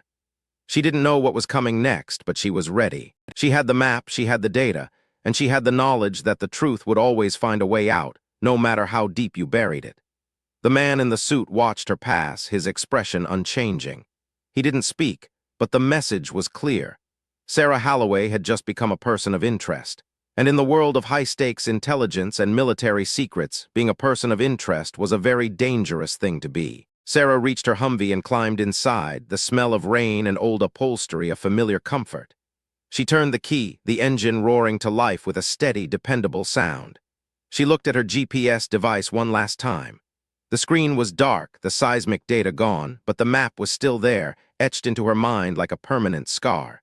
She put the vehicle in gear and drove toward the gate, the headlights cutting through the gloom. The road ahead was long, and the cost of being right was always higher than anyone expected. But as she drove into the night, Sarah Halloway knew one thing for certain. The earth had spoken, and she was the only one who was still listening. The geysers were quiet now, the pressure equalized, the range a silent, gray tomb for the brigade's ambitions. But beneath the surface, deep in the dark places where the water and the rock met, the vibration was still there. A low-frequency hum that signaled a new shift, a new change, a new truth. And Sarah Halloway was the only one who could hear it. She watched the lights of the camp disappear in her rearview mirror, the silence of the desert closing in around her. She was alone, but she wasn't afraid. She was a woman who knew the terrain, and she knew that as long as she stayed on the ribs, she would always find her way home. But as she reached the main highway, her radio crackled to life. It wasn't Vance. It wasn't Sterling. It was a voice she'd never heard before, a cold, clinical voice that sounded like it came from a different world entirely. "Chief Halloway," the voice said, the static cutting through the air like a knife. "We've been watching your work in the Black Range. We think you might be looking at the wrong map." Sarah slammed on her brakes, the Humvee sliding on the slick asphalt. She looked at the radio, her heart hammering against her ribs. "Who is this?" she demanded, her voice shaking only slightly. "We're the ones who know what's really under that range, Sarah," the voice said. "And it isn't just water." The radio went dead, the silence that followed heavier than the storm. Sarah looked out over the dark desert, the vast, empty expanse of New Mexico stretching out before her like a giant, unreadable map. She felt a sudden, profound sense of cost, the cost of being right in a world that wanted her to be wrong. She didn't know who was on the other end of that radio or what they were looking for, but she knew one thing for certain. The dirt doctor had just found a new kind of instability. And this time, it wasn't the earth that was moving. It was everything else. The hum of the radio didn't die when the transmission ended. It lingered in the back of Sarah's teeth like a cold current, a vibration that told her the man in the dark suit wasn't just watching a failure. He was watching a breach. She sat in the idling Humvee, the dashboard lights casting a sickly green glow over her mud-caked uniform, and she didn't look at the rearview mirror. She didn't need to. She could feel the man's gaze the same way she felt a shift in tectonic plates, a heavy, localized pressure that signaled an impending displacement. The voice on the radio had been too clean, too stripped of the frantic, jagged edges of the soldiers she had just saved. It was the voice of someone who viewed the collapsing range not as a tragedy, but as a compromised ledger. She looked at her hands. The gray silt was drying in the creases of her knuckles, turning her skin into a topographic map of the very disaster she had predicted. "It isn't just water," the voice had said. Sarah closed her eyes and let her mind slip beneath the surface of the Doña Ana sands. She did what she had always done, the hidden thing that made her the best imagery officer in the branch and the loneliest woman in the room. She visualized the strata. She saw the caliche cap, now shattered. She saw the aquifer, surging and violent, but she went deeper. Beneath the Permian limestone, beneath the ancient shale, there was a void. She had seen it on the raw seismic feeds before Sterling had kicked her out of the tower. A rhythmic, artificial density that didn't belong in a natural formation, a hollow space that was now being hammered by the full hydraulic weight of the Black Range runoff. The realization hit her with the force of a physical blow. The blowout wasn't just a geological event, it was an accidental excavation. The water wasn't just coming up, it was going in. Sarah slammed the gear shifter into reverse. The Humvee's transmission groaned, a metallic protest that echoed off the quiet desert floor. She didn't head for the highway. She didn't seek the safety of the main base. She swung the steering wheel hard to the left, the tires biting into the soft shoulder as she bypassed the MP checkpoint and headed back toward the red zone. She crossed the line without a single word of permission, her headlights cutting through the rising mist that smelled increasingly of something that wasn't earth and wasn't water. It smelled like the 1950s. It smelled like oxidized chrome and old, decaying chemical stabilizers. She reached the edge of the new lake within 10 minutes. The scene was even more surreal than it had been under the sun. The moonlight turned the liquid silt into a shimmering, silver mirror, broken only by the skeletal remains of the tanks. The geysers had subsided into a low, bubbling simmer, but the air was thick with a heavy, yellow fog that clung to the surface of the water. Sarah stepped out of the vehicle, her boots sinking into the saturated ground. She grabbed her mop suit, mission-oriented protective posture gear, from the back of the Humvee. She didn't wait to check the atmospheric sensors. Her nose told her everything she needed to know. The something else was venting. She was pulling the charcoal-lined trousers over her boots when a set of headlights crested the granite ridge behind her. She didn't stop. She didn't look up. She knew the sound of that engine. It was a heavy-duty diesel, the kind that had spent its life hauling recovery loads across broken terrain. Master Sergeant Vance pulled his HET to a stop 20 yards away. The massive truck hissed as the air brakes engaged. Vance stepped out, his gas mask already hanging around his neck. He looked at the yellow fog, then at Sarah. "The General's bird took off 5 minutes ago," he said, his voice gravelly and tired. "Sterling is in a holding cell in the TOC, the man in the suit. He's still standing by the gate. He didn't follow me. He's waiting for a specialized team from Sandia." "They won't get here in time, Elias," Sarah said, pulling the heavy rubber mask over her face. Her voice was muffled, the rhythmic asterisk hiss-click asterisk of the respirator valves the only sound in the dead air. "Look at the center of the whirlpool. Do you see the vortex?" Vance squinted into the fog. In the middle of the gray lake, a perfect, dark circle had formed. The water wasn't bubbling up anymore, it was being sucked down. A sinkhole? A breach, Sarah corrected. She pointed to a spot on the seismic map she had printed from her GPS. There's a cold war-era storage vault down there. It's not on the current range maps. It was part of the old Project Sunflare, hazardous waste from the early missile tests. The hydraulic pressure from the blowout didn't just break the cap, it collapsed the roof of the vault. If that water mixes with the canisters down there and then surges back out when the pressure equalizes, it's not just mud that's going to hit the basin. It's a toxic plume that will follow the drainage straight into Las Cruces.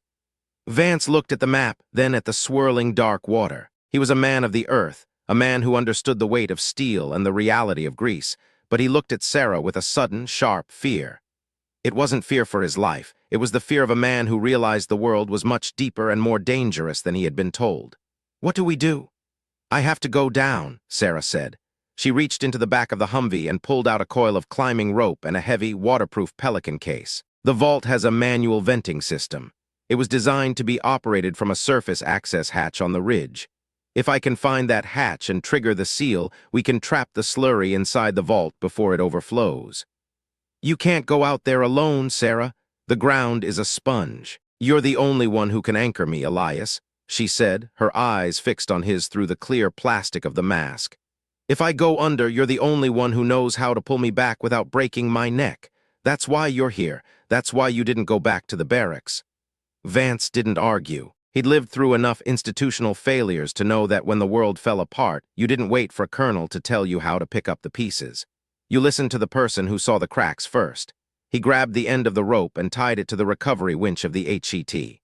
"I'll give you 50 meters of slack. If I feel 3 sharp tugs, I'm hauling you in whether you're ready or not." "Understood," Sarah said. She stepped off the granite ridge and into the action sequence of her life. The first step was a lie. The ground felt solid, a deceptive crust of drying silt that supported her weight for a heartbeat before collapsing. She sank to her knees instantly, the cold, thick mud sucking at her mop suit. She didn't panic. She didn't struggle. She moved with a slow, deliberate, dark competence, spreading her weight, using the Pelican case as a float. The yellow fog was thicker here, a sulfurous veil that tasted like copper and old batteries. Her world narrowed to the beam of her headlamp and the rhythmic sound of her own breathing. Asterisk hiss. Click. Hiss. Click. Asterisk she crawled. It was the only way. Every movement was a calculation of surface tension and displacement. She could feel the vibration of the breach beneath her, a low-frequency moan that traveled through the liquid ground and into her bones. It was the sound of a structural failure, the scream of reinforced concrete giving way to the relentless pressure of 1,000,000 gallons of water. She reached the 30-meter mark. The vortex was only 10 yards away now. The pull was perceptible, a steady gravitational tug that wanted to slide her into the dark throat of the earth. The yellow fog was swirling around her, caught in the microclimate of the sinking water. She looked back and saw Vance's silhouette against the headlights of the HET. He looked small. He looked like the last anchor in a world that had lost its gravity. Suddenly, the ground beneath her chest vanished. Sarah didn't fall, she was inhaled. A secondary collapse triggered by the vortex opened a void directly under her. She felt the sudden, terrifying fear of weightlessness, followed by the bone-jarring impact of landing on something hard and slanted. She was no longer on the surface. She was sliding down a concrete spillway, the liquid silt rushing over her like a river of gray oil. She slammed into a metal grating 10 feet down. The impact knocked the air out of her lungs, her respirator mask jarring against her face. She scrambled for a handhold, her gloved fingers clawing at the rusted iron. The water was roaring past her, a deafening cascade that was filling the vault below. She looked up and saw a jagged circle of moonlight far above, the hole she had just fallen through. The rope was taut, vibrating like a guitar string. Vance was holding her, but the force of the water was pinning her against the grating. "Elias!" she screamed, but the voice stayed inside the mask. She reached for the radio on her shoulder, her fingers numb with the cold. "Vance, do you copy? I'm in the spillway, don't pull. If you pull, the rope will shear on the concrete edge. I have to go deeper." There was no answer, just the static of the chemical interference. Sarah looked down. Below the grating, she could see the interior of the vault. It was a cathedral of decay. Massive, rusted tanks were suspended from the ceiling, their surfaces weeping a dark, iridescent fluid. The floor was already 5 feet deep in the gray slurry, the vortex above feeding a continuous torrent into the center of the room. This was the something else. This was the secret that the man in the suit was protecting. She saw the venting station. It was a heavy cast-iron wheel mounted on a concrete pillar near the far wall. It was the only thing in the room that looked solid, its red paint faded but still visible through the gloom. She had to get to that wheel. Sarah reached for her multi-tool and cut the rope. The moment the tension snapped, she was swept through the grating. She fell another 6 feet into the freezing slurry, the impact sending a spray of toxic mud into the air. She went under, the dark, viscous liquid closing over her head. For a moment, there was only the darkness, the sound of the water, the weight of the suit, the absolute isolation of a woman buried alive in a tomb of her own discovery. She found the surface, gasping, her headlamp cutting through the subterranean fog. She began to swim, her movements heavy and sluggish. The slurry was more dense than water, a thick soup that resisted every stroke. Her mop suit was beginning to leak, the cold seeping through the seams, the cost of her decision manifesting as a dull, biting ache in her joints. She reached the concrete pillar and hauled herself up. The iron wheel was frozen with 50 years of rust and neglect. She grabbed it with both hands, her boots slipping on the wet concrete. She pulled. Nothing. She pulled again, her muscles screaming, her vision narrowing to the red iron. "Come on," she whispered, her voice a ragged ghost inside the mask. "Come on, you piece of junk." She thought about the lieutenant she had pulled from the tank. She thought about the families in the basin who would wake up to a toxic fog if she failed. She thought about her father who had died in a similar silence, buried by the very earth he loved. She didn't beg, she didn't pray. She found the dark competence in the center of her rage and she focused it into her shoulders. She became a lever, she became a machine. With a scream that was lost in the roar of the water, she felt the wheel budge. A millimeter, then a centimeter. Then with a sound like a gunshot, the rust snapped. The wheel spun, a series of heavy hydraulic bolts sliding into place deep within the walls of the vault. The effect was instantaneous. A set of massive, lead-lined doors began to grind shut over the intake vents. The roar of the water changed pitch, shifting from a thunderous cascade to a muffled gurgle. The vortex above began to stabilize, the pressure in the vault equalizing as the seal held. Sarah slumped against the pillar, her breath coming in jagged gasps. She had done it. The breach was contained. The something else was trapped, but the cost was still being tallied. She looked at her mop suit. The left sleeve was torn, a jagged gash exposing her skin to the toxic slurry. The copper taste in her mouth was stronger now, a metallic sting that told her the containment wasn't perfect. She felt a wave of nausea roll over her, her head spinning as the fumes began to bypass the damaged filters. She had to get out. She looked up at the hole in the ceiling. It was 20 feet up, a distant circle of moonlight that felt as far away as the stars. The rope was gone. Vance didn't know where she was. She was alone in a vault filled with the ghosts of the Cold War, and the water was still rising. Sarah didn't stop. She didn't let the fear take root. She looked at the rusted tanks suspended from the ceiling. They were connected by a network of iron catwalks and support beams. If she could reach the catwalk, she could climb the support structure to the ceiling. She stood up, her legs shaking. She took a step, then another. The slurry was up to her waist now, the pressure pushing her against the pillar. She grabbed a rusted ladder on the side of the tank and began to climb. The iron was slick with oil and rot. Every rung was a gamble. Every movement was a struggle against the weight of her saturated gear. She reached the catwalk, her fingers trembling as she hauled herself onto the narrow metal slats. She didn't look down, she looked up. She was 10 feet from the ceiling. A massive steel I-beam ran directly beneath the breach. If she could reach the beam, she could pull herself through the hole. She crawled along the catwalk, the metal groaning under her weight. She reached the end of the slat and looked at the gap. It was 4 feet. A jump. In a leaking mop suit. In a room filled with toxic fumes. She stood up, her boots finding a precarious purchase on the railing. She didn't hesitate. She didn't let the maximum pressure of the moment break her. She leaped. Her fingers slammed into the cold steel of the I-beam. She slipped, her body swinging out over the dark slurry, her legs kicking at the empty air. She screamed as her shoulder joint protested the strain, a sharp, white-hot pain lancing through her arm. "Hold on," she hissed. "Hold on, Sarah." She pulled. Inch by inch, she hauled herself up the beam, her muscles burning, her vision blurring. She reached the edge of the breach, the moonlight suddenly bright and beautiful. A hand reached down. "I've got you." It was Vance. He had seen the rope go slack, had seen the second collapse, and had moved the HET as close as he dared to the edge of the hole. He was lying on his stomach, his arm extended into the dark. He grabbed her wrist, his grip like a vice. With a grunt of effort, he hauled her out of the hole and onto the saturated ground. They lay there for a moment, two mud-covered ghosts in the middle of a toxic fog. The silence was absolute now. The geysers were gone. The vortex was gone. The range was a still, silver mirror hiding the secrets of the earth beneath a layer of liquid silt. "You cut the rope," Vance said, his voice shaking with a mixture of anger and relief. "You crazy, brilliant woman, you cut the rope." "I had to," Sarah whispered, pulling the mask from her face. The air outside was cool, the scent of rain and sagebrush finally beginning to clear the taste of copper from her mouth. "The wheel." "I had to turn the wheel." Vance looked at her, his eyes taking in the torn sleeve and the pale, trembling set of her jaw. He didn't ask what was in the vault. He didn't ask why she had risked everything for a secret she wasn't supposed to know. He just took his field jacket and wrapped it around her shoulders, a simple loyalty that meant more than any metal sterling would ever deny her. "Let's get you out of here, Chief," he said, "before the suits show up with their questions." They moved back to the HET, Sarah leaning on Vance for support. The immediate aftermath was already beginning. In the distance, she could see the lights of a secondary convoy, not army trucks, but dark, unmarked SUVs. The specialized team from Sandia was arriving. They reached the granite ridge just as the first SUV pulled to a stop. The man in the dark suit stepped out, his expression as cold and unchanging as the desert night.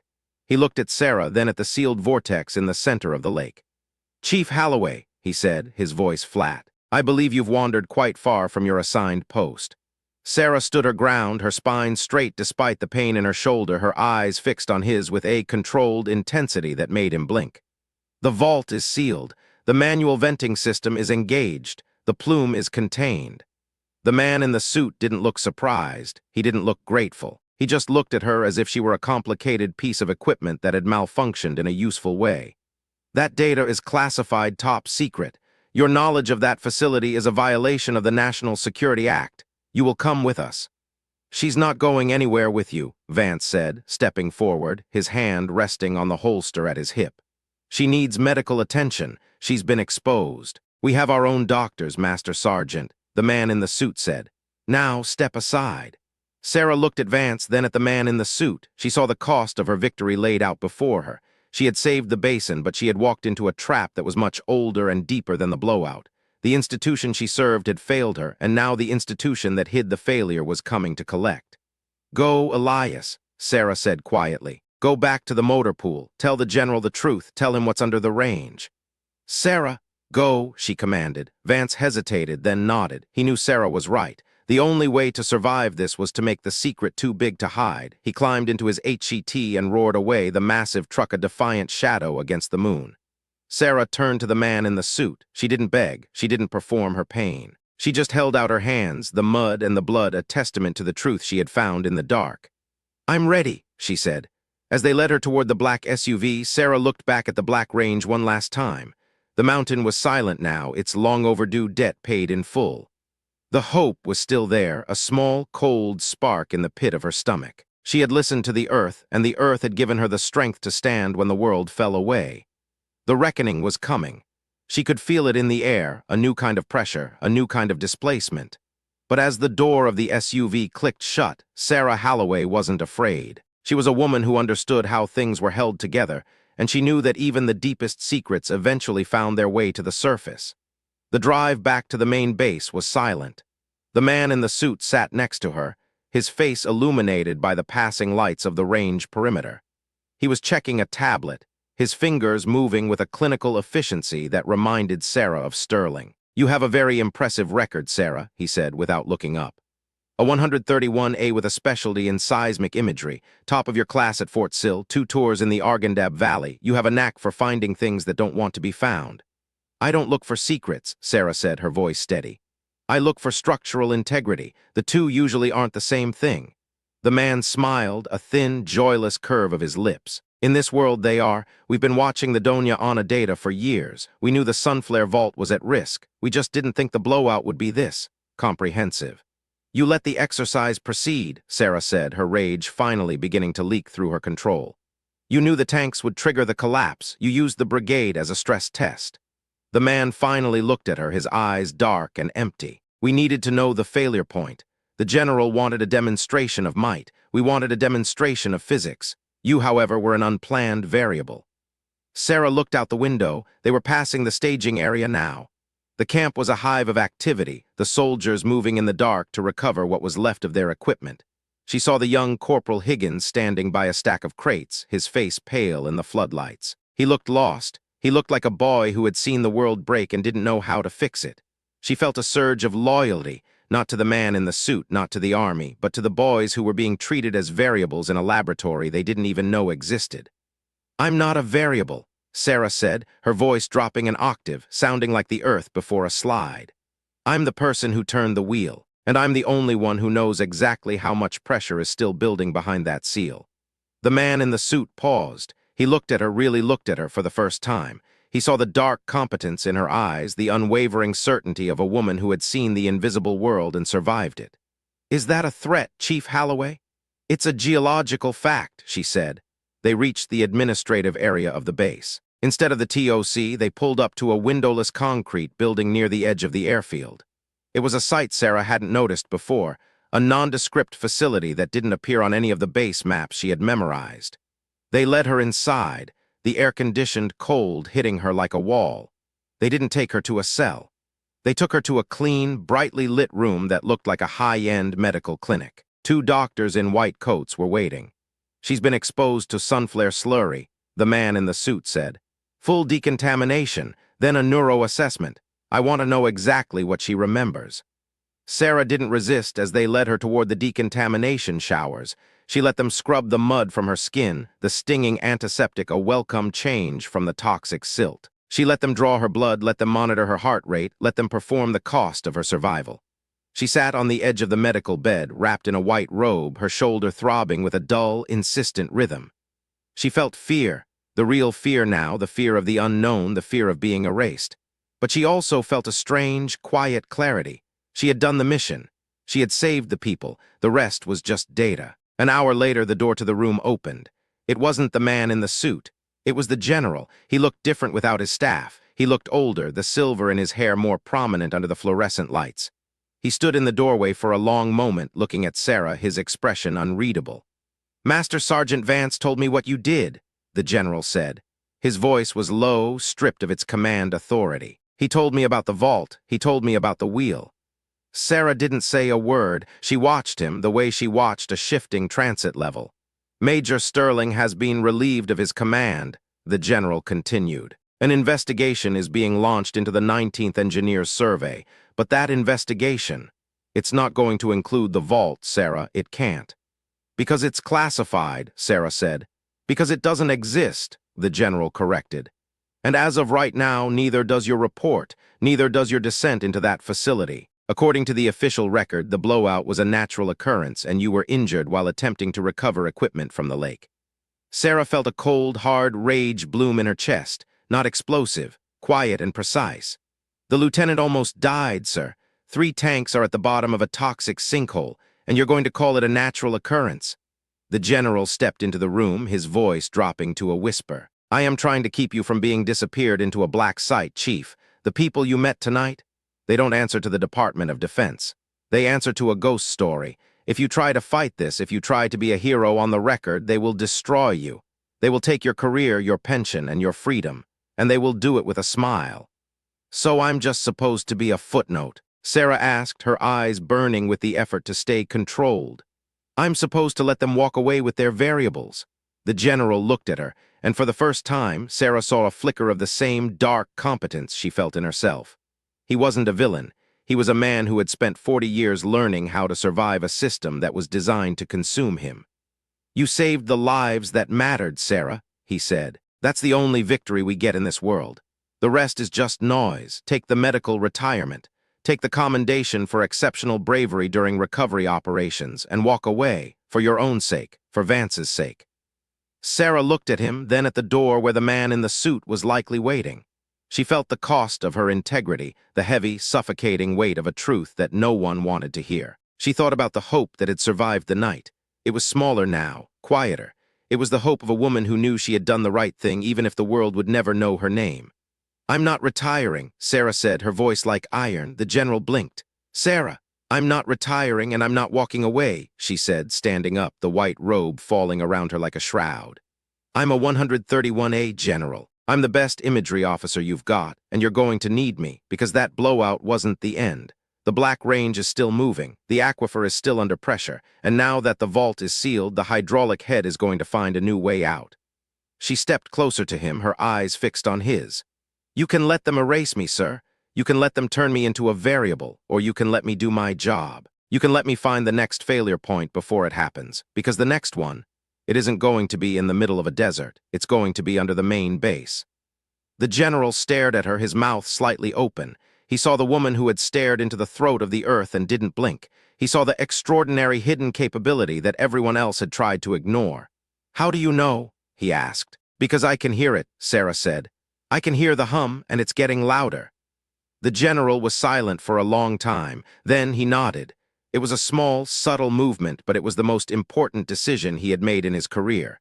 He turned and walked to the door, opening it to find the man in the suit waiting in the hallway. Chief Holloway is being reassigned to my personal staff, the general said, his voice regaining its iron authority. As my primary geological and imagery advisor, she will have full access to all range data, including the Sunflare site. Any questions can be directed to the chairman of the Joint Chiefs. The man in the suit looked at Sarah, then at the general. He saw the new alliance, the shared loyalty of two people who had decided to stop being variables. He didn't like it. He didn't agree with it, but he recognized the shift in the map. I'll inform my superiors, the man said. Do that, the general replied. The door closed, leaving Sarah alone in the medical room. She sat back down on the bed, her heart hammering against her ribs, her body shaking with the sudden release of tension. She had won. Not a medal, not a public ceremony, but a chance to keep fighting.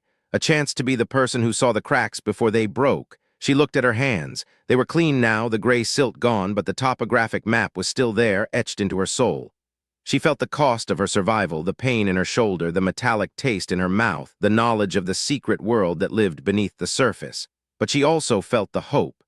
It was alive. It was real. It was the hope of a woman who had found her place in the storm. The immediate aftermath was over. The crisis had passed, but the reckoning was still coming. Sarah knew it. The general knew it. The man in the suit knew it. The earth was moving. The truth was coming out, and Sarah Holloway was the only one who was ready to catch it. She stood up and walked to the window. The sun was beginning to rise over the Doña Ana Mountains, the light a pale, beautiful pink against the desert sky. It was a new day, a new map. And for the first time in her life, Sarah Holloway wasn't just watching the protagonist. She was her. The story was far from over. The Sunflare site was just the beginning. There were other vaults, other secrets, other something elses hidden in the dark places of the American landscape. And as long as the earth was screaming, Sarah would be there to listen. She took a deep breath, the clean, cool air filling her lungs. She was ready, she was steady. She was the dirt doctor, and she had a world to save, one failure point at a time. The geysers were quiet, the lake was still. But deep beneath the Permian limestone, the hum was building, a low-frequency vibration that signaled a new shift, a new change, a new truth. Sarah Holloway closed her eyes and smiled. I hear you, she whispered. And as the sun crested the mountains, the woman who had seen the invisible world finally stepped into the light. The Part 3 ended there. The central crisis had been contained, the line had been crossed, and the extraordinary capability of the protagonist had been fully revealed. The cost was high, the aftermath was surreal, and the institutional reckoning was looming on the horizon. But for now, in the quiet of the desert morning, there was only the truth, and the woman who had the courage to follow it wherever it led. Sarah Holloway was still standing. Barely, but standing, and that was all that mattered. The first thing Sarah noticed when she woke up in the high-security wing of William Beaumont Army Medical Center wasn't the Roman 4 in her arm or the dull, throbbing ache in her lungs, but the way the air smelled like ozone and stale coffee, the exact scent of a room where men had been deciding her future while she slept. It was 0342 on a Tuesday, 72 hours after she had cut the rope in the dark heart of the Doña Ana Range. The room was a sterile box of beige paint and brushed steel, devoid of windows, designed to keep the world out and the secrets in. When she tried to sit up, her left shoulder screamed, a jagged reminder of the I-beam and the weight of her own life hanging over a toxic void. She sank back into the pillows, her breath hitching in a way that felt like broken glass sliding around in her chest. A nurse she didn't recognize, wearing a uniform with no name tape, entered the room without knocking. She didn't smile. She didn't ask how Sarah felt. She simply checked the vitals monitor, swapped a bag of clear fluid on the stand, and left. The silence that followed was heavier than the desert silt.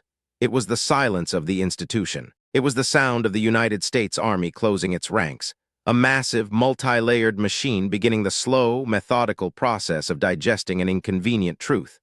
Sarah closed her eyes and could still taste the copper. It was deep in her throat, a metallic ghost that no amount of hospital-grade mouthwash could rinse away. The door opened again at 0800. This time, it wasn't a nurse. Two men in class, a uniform, stood at the foot of her bed. One was a colonel she'd seen once in a briefing at the Pentagon. The other was a JAG officer with a face as neutral as a blank sheet of legal paper. They didn't sit. They didn't offer sympathies. The colonel held a digital tablet like a shield.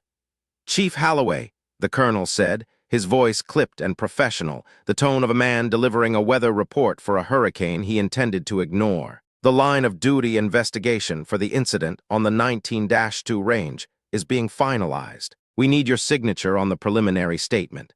Sarah looked at the tablet. Her eyes burned, the peripheral vision still slightly blurred, a side effect of the chemical exposure the doctors refused to name. "What does the statement say, Colonel?" "It states that during the unforecasted flash flood event, you entered a restricted hazardous waste site to recover government property," the JAG officer said, stepping forward. "It notes that you acted with significant initiative, but violated several safety protocols regarding mop gear and unauthorized entry into unstable terrain. It classifies your injuries as sustained in the line of duty, which preserves your medical benefits." "And the vault?" Sarah asked, her voice a dry rasp. "Does it mention Project Sunflare? Does it mention the manual venting system or the state of the containment tanks?" The colonel's expression didn't flicker. "There is no record of a Project Sunflare in the current range management database. The facility you encountered has been designated as a legacy storage sump, long since decommissioned. The report focuses on the geological instability of the caliche cap. Anything else is outside the scope of this inquiry." Sarah felt a cold, familiar weight settle in her gut. This was the institutional response. It wasn't a lie, not exactly. It was a pruning of reality. They were cutting away the parts of the story that required accountability, leaving behind a narrative that looked like a tragedy but functioned like a burial. They were offering her a trade, her silence for her career. If she signed, she was a hero who made a mistake. If she didn't, she was a liability who had hallucinated a conspiracy in a mud puddle. "I'm not signing it," Sarah said. "Sarah," the colonel said, his voice dropping an octave, losing its formal edge. "Look at yourself. You've got chemical pneumonia, a grade 3 shoulder separation, and enough toxic markers in your blood to trigger a hazmat alert at a landfill.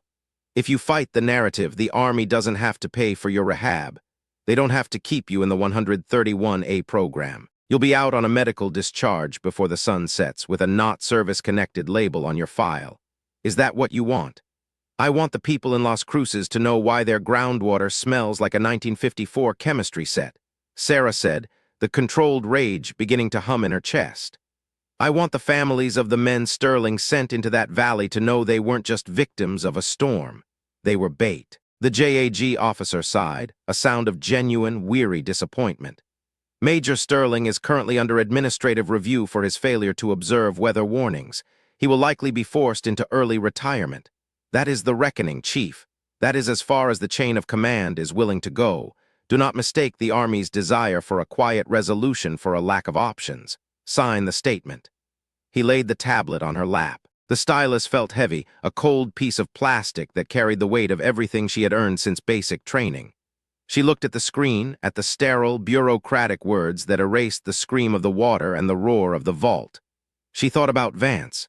She thought about the way he had looked at her when she came out of that hole, not as a soldier, but as a witness. She didn't sign. She pushed the tablet off her bed. It clattered to the floor, the screen flickering but remaining whole. "Get out," she said. The men left without another word. The click of the door was the sound of a gate locking. The personal cost arrived in full that afternoon. A different doctor came in, this one wearing a lab coat with a Department of Energy patch. He didn't use a stethoscope. He used a Geiger counter. He moved it over her chest, the rhythmic asterisk chirp chirp chirp asterisk filling the room with the sound of her own contamination. The neuroassessment shows some inflammation in the hippocampal region, the doctor said, looking at a clipboard. It's consistent with the inhalation of the stabilizers used in the mid-century canisters. You're going to experience tremors, some memory fragmentation, chronic fatigue. We're moving you to a private facility in Los Alamos for extended observation. Observation or isolation? Sarah asked. The doctor didn't look at her. You're a unique case, Chief. We need to understand the long-term effects of sunflare exposure. I thought it didn't exist, she countered. For a second, the doctor's hand wavered. He looked at her and she saw the fear in him, not the fear of the chemicals, but the fear of being the one who had to tell the truth to a woman who already knew it. It doesn't, he whispered, but the symptoms do. He left, and for the first time since the ridge, Sarah felt the fear start to win. It was the fear of being forgotten. In the military, you are your MOS, you are your rank, you are your mission. If they took those away, if they tucked her into a mountain in northern New Mexico and turned her into a case study, she would cease to exist. She would be a ghost in a robe, waiting for a blood draw that would never end. She waited until the night shift change, her body trembling with a fever that felt like it was melting her bones. She needed to know about Vance. She needed to know if the only person who saw her clearly had been crushed by the same machine. She found her phone in the bedside drawer. It had been wiped, the SIM card replaced with a government tissue-restricted chip. There was only one number in the contacts. She dialed it. Yeah, a voice answered on the second ring. It was gravelly, tired, and sounded like it had been filtered through 1,000 miles of bad road. Elias, Sarah whispered. Sarah, Jesus kid, where are you? Beaumont, for now, they're moving me to Los Alamos. They want to bury the vault. There was a long silence on the other end. Sarah could hear the sound of a diesel engine idling in the background.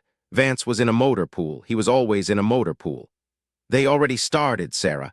They've got a dozen cement mixers out at the 19-2. They're pumping high-density grout straight into the breach. By tomorrow morning, that vault won't just be sealed. It'll be a solid block of concrete. They're erasing the map. And Sterling. He's gone, Vance said, and there was a dark, bitter satisfaction in his voice. He didn't get his bird. They stripped him of his command at 0600 yesterday. He's being PCS'd to a desk job in Alaska until his retirement papers clear. They're blaming him for the equipment loss and the procedural failures. He's the sacrificial lamb, Sarah, but he's not the one I'm worried about. What happened to you, Elias? Vance let out a short, harsh laugh. I've been invited to take a position as the encoic of a heavy recovery unit at Fort Irwin, Mojave Desert, middle of nowhere, effective immediately. My gear is already on a truck. They're splitting us up, Sarah. They're putting as much geography as they can between the two people who know where the bodies are buried. I'm sorry, she said, and for the first time her voice broke. The cost of her decision wasn't just her health or her career. It was the one relationship that had made the desert bearable. She had saved his life, and the army was punishing him for it. Don't you dare, Vance snapped. Don't you dare be sorry. You did what you were born to do. You saw the failure and you stood in the gap. I'd take 1,000 years in Irwin before I'd watch you let that plume hit the city. You hear me? I hear you. Listen, Vance's voice dropped, becoming urgent. They're going to tell you that you're sick. They're going to tell you that you can't trust your own head. But the data you pulled from the seismic feed before the blowout, the stuff you encrypted on your personal drive. They wiped my devices, Elias. Everything is gone. Not everything, Vance said. Check your Pelican case, the one I hauled out of the hole. I didn't give it to the suits. I tucked it into the spare tire compartment of your Humvee before they towed it. It's in the impound lot at the 5th Maintenance Depot. Row 6, stall 12. Sarah felt a jolt of adrenaline that cut through the fever. The dark competence came flooding back, cold and sharp. The Pelican case didn't just have her gear. It had the raw, unedited seismic telemetry from the moment of the breach. It had the something else. Why did you keep it? She asked. Because I know how these people work, Vance said. They'll tell you the vault was the problem. They'll tell you it's over. But I saw your face when you were looking at those maps, Sarah. You weren't looking at a vault. You were looking at a system. If there's more, you're the only one who can find it, and you're going to need that data to stay alive. Elias, if they find out you took that, they won't. I'm just a grease monkey heading for the Mojave. Now get some sleep, Chief. You've got a long walk ahead of you. The line went dead. Sarah sat in the dark, the phone clutched in her hand. She felt the shift. The woman who had been a victim of the institution for the last 72 hours was gone. The woman who had listened to the earth was back. 2 days later, the reckoning arrived in the form of a visitor Sarah didn't expect. She was sitting in a wheelchair by the door, waiting for the transport to Los Alamos when Major Sterling walked in. He wasn't wearing his duty uniform. He was in a rumpled suit that didn't fit him right, looking like a man who had been caught in a storm and was still trying to dry out. His face was sallow, the arrogance that had defined him in the TOC replaced by a hollow, haunted look. He didn't look like a villain. He looked like a casualty. "They won't let me see the official logs," Sterling said, standing by the foot of the bed where the colonel had stood. He didn't look at Sarah, he looked at the empty Roman 4 stand. "They've wiped the server, Holloway, my entire command, my entire career. It's like it never happened." "It happened," Sarah said, her voice flat. "Ask the men in the hospital." "I did," Sterling said, and he finally looked at her. There was a flicker of something in his eyes, not an apology, but a desperate need for validation. "They don't remember the water being yellow. They don't remember the fog. They've been briefed on the flash flood. They believe it, Holloway. They actually believe it." "They have to," Sarah said. "It's easier than believing their government was using them as canaries in a coal mine." Sterling stepped closer, his voice a frantic whisper. "I didn't know, Sarah. I thought it was just a range. I thought the sunflare mentions in the old archives were just rumors, bureaucratic noise. I just wanted my star. I thought if I ran the biggest exercise in the history of the 1st Armored, they couldn't ignore me anymore." "They didn't ignore you," Sarah said. "They used you. You were the one who broke the cap, Sterling. You were the one who ignored the imagery. They didn't have to do the dirty work. They just had to let you be yourself." Sterling flinched as if she had struck him. He looked down at his hands, which were shaking. "They are sending me to Elmendorf, a logistics post. I'll be counting parkas for the next 3 years until I'm eligible for a pension. They told me if I ever mentioned the word sunflare again, I'd be facing a court-martial for revealing classified operations." He looked at Sarah, a strange, pathetic hope in his eyes. "You saw it, didn't you? You saw the vault. You saw what was in the tanks." "I saw everything," Sarah said. "Then you're the only one left," Sterling said. He reached into his pocket and pulled out a crumpled piece of paper. "I found this in the safe before they cleared my office. It's a manifest, not for the vault, for the delivery. It's dated 1958. It lists 12 sites across the Chilarosa Basin. The Doña Ana vault was just number 1. He laid the paper on the bed. Sarah looked at it. It was a list of coordinates written in a cramped, faded hand. Her heart stopped. She knew those coordinates. They weren't in the middle of the desert. They were under the cantonment area. They were under the hospital. They were under the elementary school. "Why are you giving this to me?" she asked. "Because I'm a coward," Sterling said, his voice cracking. "And because I know you aren't. They're going to bury me in Alaska, Sarah, but you're already in the hole. You might as well start digging." He turned and walked out of the room, his shoulders slumped, a man who had traded his soul for a pension and realized too late that the pension was a lie. Sarah looked at the coordinates. The cost was rising again. This wasn't just about a secret anymore. It was about a ticking clock. If the hydraulic pressure from the Doña Ana breach was shifting, if the something else was finding new ways to travel through the broken strata, then the other 11 sites were at risk. She wasn't being moved to Los Alamos for observation.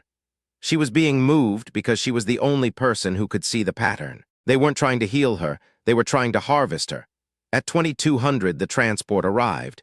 2 MPs and a driver in civilian clothes. They moved her with a quiet, practiced efficiency, wheeling her out of the hospital and into a blacked-out van. Sarah didn't fight them. She kept the manifest tucked into the lining of her robe, the coordinates burned into her memory. As the van pulled away from William Beaumont, Sarah looked out the back window. The lights of El Paso were a glittering carpet against the dark silhouette of the Franklin Mountains. It was a beautiful, normal American city. People were sleeping, children were dreaming, and beneath them the earth was holding its breath. The drive north was long. Sarah sat in the back of the van, the personal cost manifesting as a deep, soul-shaking chill. She was alone. Vance was gone. Sterling was broken. The general was playing a game of high-stakes poker with her life as the ante. But as the van climbed into the high desert, the dark competence began to crystallize into a plan. She didn't wait for them to take her to the facility. When the van slowed down for the security gate at the edge of the Los Alamos restricted area, Sarah didn't use her voice. She used her body. She reached out with her good arm and grabbed the emergency release on the side door. The van was only moving at 10 miles an hour, but the impact with the asphalt was a sensation of pure, white-hot agony. She rolled into the drainage ditch, the darkness of the pines swallowing her before the MPs could even hit the brakes. She didn't run. She couldn't. She crawled. She moved through the brush, her breath coming in ragged, painful gasps, her left arm a dead weight at her side. She found a culvert under the main road and huddled there, the sound of the MPs calling for backup echoing through the trees. She was a CW2 with a chemical burn in her lungs and a price on her head, but for the first time in a week she felt control. She waited an hour, 2. The search moved past her, the flashlights cutting through the woods hundreds of yards away. They didn't think she could move. They thought she was a broken variable. When the sun began to peek over the Sangre de Cristo Mountains, Sarah emerged from the culvert. She was covered in pine needles and dirt, her robe torn, her skin pale and waxy. She looked like a ghost, but her eyes were clear. She found a gas station on the outskirts of White Rock. A morning commuter in a beat-up Ford F-150 was filling his tank. He looked at her, really looked at her, and he didn't see a soldier or a patient. He saw a woman in trouble. "You okay, ma'am?" he asked, his hand pausing on the pump. "I need a ride to El Paso," Sarah said, her voice steady despite the tremor in her hands.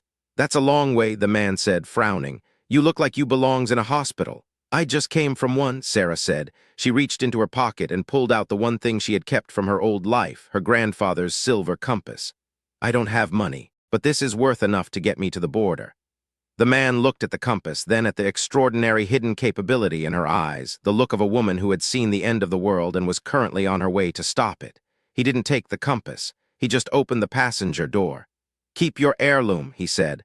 "My daughter's a sergeant over at Bliss. If she was in the weeds, I'd hope someone would give her a lift. Hop in." The drive back to El Paso took 5 hours. Sarah spent every minute of it visualizing the map.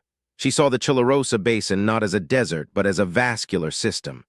The Doña Ana Vault was the heart, and the 11 other sites were the valves. By sealing the heart with concrete, the army hadn't stopped the flow, they had increased the pressure. The something else was seeking the path of least resistance. And according to the manifest, the path of least resistance led directly under the 1st Armored Division headquarters. She had the man drop her off 3 blocks from the 5th Maintenance Impound lot. She walked the rest of the way, her legs feeling like lead, her vision beginning to narrow. The cost was finally catching up to her. The toxic load in her blood was triggering a cytokine storm, her body turning against itself as it tried to process the sunflare residue. She reached the fence at 1400. The lot was a graveyard of broken steel, blown-out Humvees, shredded MRAPs, and the skeletal remains of tanks from the Doña Ana exercise. It was a place of failure, but for Sarah, it was the only place that held the truth. She found row 6. Stall 12. The Humvee was a wreck. The windshield was shattered, the hood buckled from the pressure of the mud. It smelled of rot and stagnant water. Sarah crawled into the back, her fingers trembling as she felt for the spare tire compartment. Her hand hit something hard and smooth, the Pelican case. She hauled it out, the weight of it nearly pulling her shoulder from its socket. She sat on the oily floor of the Humvee, the case in her lap, and she didn't open it. She just leaned her head against the cold plastic and breathed. "I've got you," she whispered. She opened the case. Her laptop was there, the battery at 12%. She plugged in the encrypted drive Vance had saved and watched the screen flicker to life. The data was all there, the raw seismic feeds, the thermal imaging, the something else. She ran the simulation. She didn't use the Army's approved software. She used the custom script she had written in the Argandab, the one that looked for the shadow of a structure. The map of Fort Bliss materialized on the screen. It was a grid of blue and green, representing the stable limestone and the moisture content of the soil. But as the script processed the Doña Ana data, a series of red pulses began to appear. They were moving. The slurry from the vault hadn't been stopped by the concrete. It had been pushed into the underlying shale layer, a fractured zone that ran like a highway beneath the base. The red pulses were moving at a rate of 3 meters per hour. They were converging on Site 7, the coordinates for the main hospital and the troop barracks. The pressure was building. In 48 hours, the shale would reach its failure point. It wouldn't be a flood this time. It would be a liquefaction event. The ground would literally turn to soup, and the something else, the 50-year-old chemical stabilizers and the radioactive waste, would erupt through the floorboards of the ICU. Sarah stared at the screen. She felt the fear return, but it was different now. It was the fear of the dark competence. She knew exactly what was going to happen, and she knew exactly how to stop it. But she also knew that the only way to stop it was to break every law she had sworn to uphold. She closed the laptop and tucked the case under her arm. She needed a way back onto the base. She needed a way to reach the general, and she needed a way to do it before the men in suits found her. She walked out of the impound lot and headed for the main gate. She didn't try to hide. She didn't try to sneak. She walked straight up to the MP at the guard shack, her face pale, her robe stained with oil, her pelican case held like a weapon. The MP, a young corporal who looked like he'd rather be anywhere else, stepped out of the booth. "Ma'am, you can't be here. This is a restricted area. My name is Chief Warrant Officer 2 Sarah Halloway," she said, her voice echoing with the authority of a woman who had nothing left to lose. "I am here to see General Miller.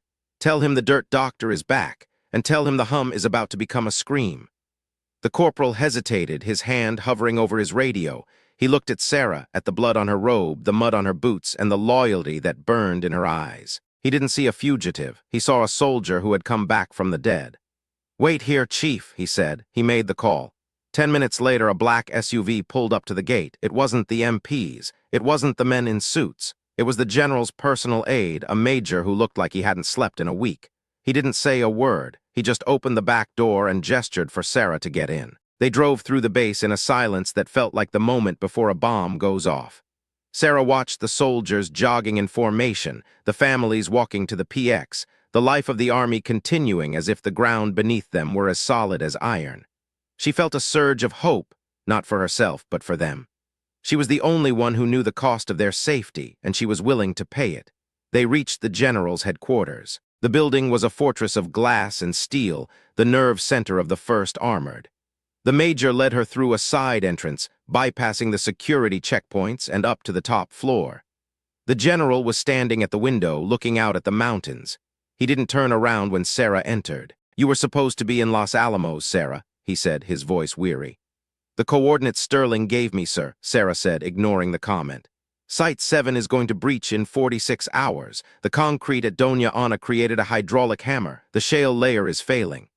The general turned around. He looked at the pelican case in her hand, then at the blood on her robe. He didn't look surprised. He looked like a man who had been waiting for the other shoe to drop for 40 years. "I know," he said. Sarah froze. "You know, the DOE sensors at Site 7 started spiking 6 hours ago," the general said.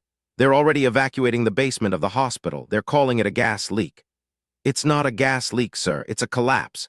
If you don't vent the pressure at Site 3, the entire cantonment area is going to sink." "I can't vent Site 3, Sarah," the general said, stepping closer. "Site 3 is under the NSA data center.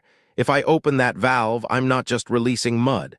I'm releasing a toxic plume into a secure facility that holds the encryption keys for the entire Western Command. The men in suits would rather let the hospital sink than let that happen." Sarah felt the institutional response hitting her again, but this time it was coming from the man she had trusted. The general wasn't trying to save her. He was trying to manage the disaster. "You're going to let them die," she whispered. "I'm going to minimize the loss," the general corrected.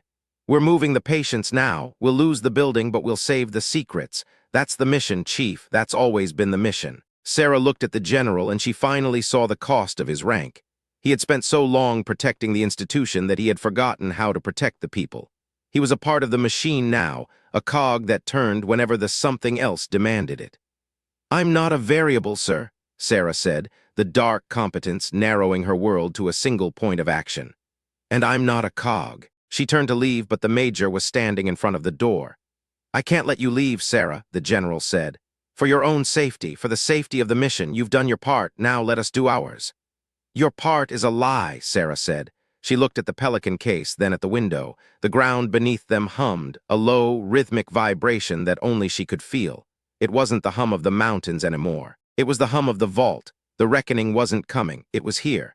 And Sarah Halloway was the only one who knew how to turn the wheel. She looked at the general, her eyes hard and bright, a woman who had found the hope in the center of her rage. 45 hours, sir," she said. "The clock is ticking."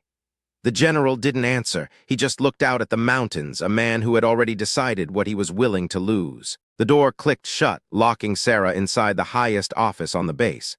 She was a prisoner again, a ghost in a fortress of secrets. But as she sat on the floor and opened her laptop, she didn't feel like a victim. She felt like a demolition expert. She began to type, her fingers moving with a speed and precision that ignored the pain in her shoulder. She wasn't looking for a geological solution anymore. She was looking for a digital one. If the general wouldn't open the valve, she would do it for him. She would find the something else in the base's infrastructure and she would tear it wide open. The cost would be everything. Her name, her freedom, her life. But as the red pulses on the screen began to converge, Sarah Halloway smiled. The earth was screaming, and for the first time she was going to scream back. The Part 4 ended there, the weight of the institution settling over her like a shroud, the personal cost undeniable, and the final reckoning looming in the dark. The resolution was nowhere in sight, only the mounting pressure of a secret that was about to break the world. Sarah Halloway was in the heart of the machine, and she was about to find out exactly what happened when you tried to stop the gears from turning. The hum was getting louder, and she was the only one who knew the frequency. The vibration in the floor of the general's office wasn't a sound, it was a frequency, a low-register thrum that resonated in the marrow of Sarah's teeth.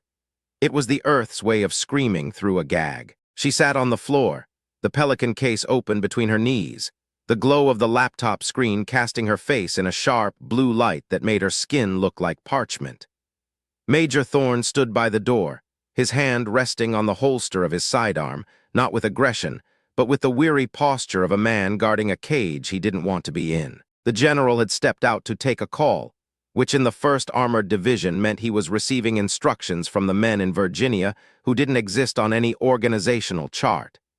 Sarah's fingers moved over the keys with a frantic, twitching precision. The tremors in her hands were worse now, a rhythmic shaking that felt like her nerves were trying to jump out of her skin. The cost of the sunflare exposure was no longer a theoretical medical report. It was a physical weight, a fog in her brain that she had to slash through with every breath. She accessed the base's integrated utility network. It was an old system, a patchwork of Cold War infrastructure and modern digital overrides, a sprawling underground map of pipes, conduits, and venting stations that the Army had tried to automate without ever fully understanding the original blueprint. "Chief," Thorne said, his voice barely a whisper, "you're making this worse. If you touch the SCADA system, they won't just retire you. They'll erase you. They'll put you in a room in Leavenworth where the sun doesn't shine and they'll forget where they put the key." Sarah didn't look up. "The hospital basement is 40 feet from the shale interface, Major. The pressure from the Doña Ana seal is already at 1200 psi. When that shale shears, it's going to act like a piston. It won't just be a flood.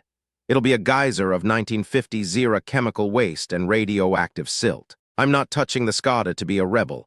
I'm touching it because if I don't vent the Site 3 bypass, that hospital becomes a tomb."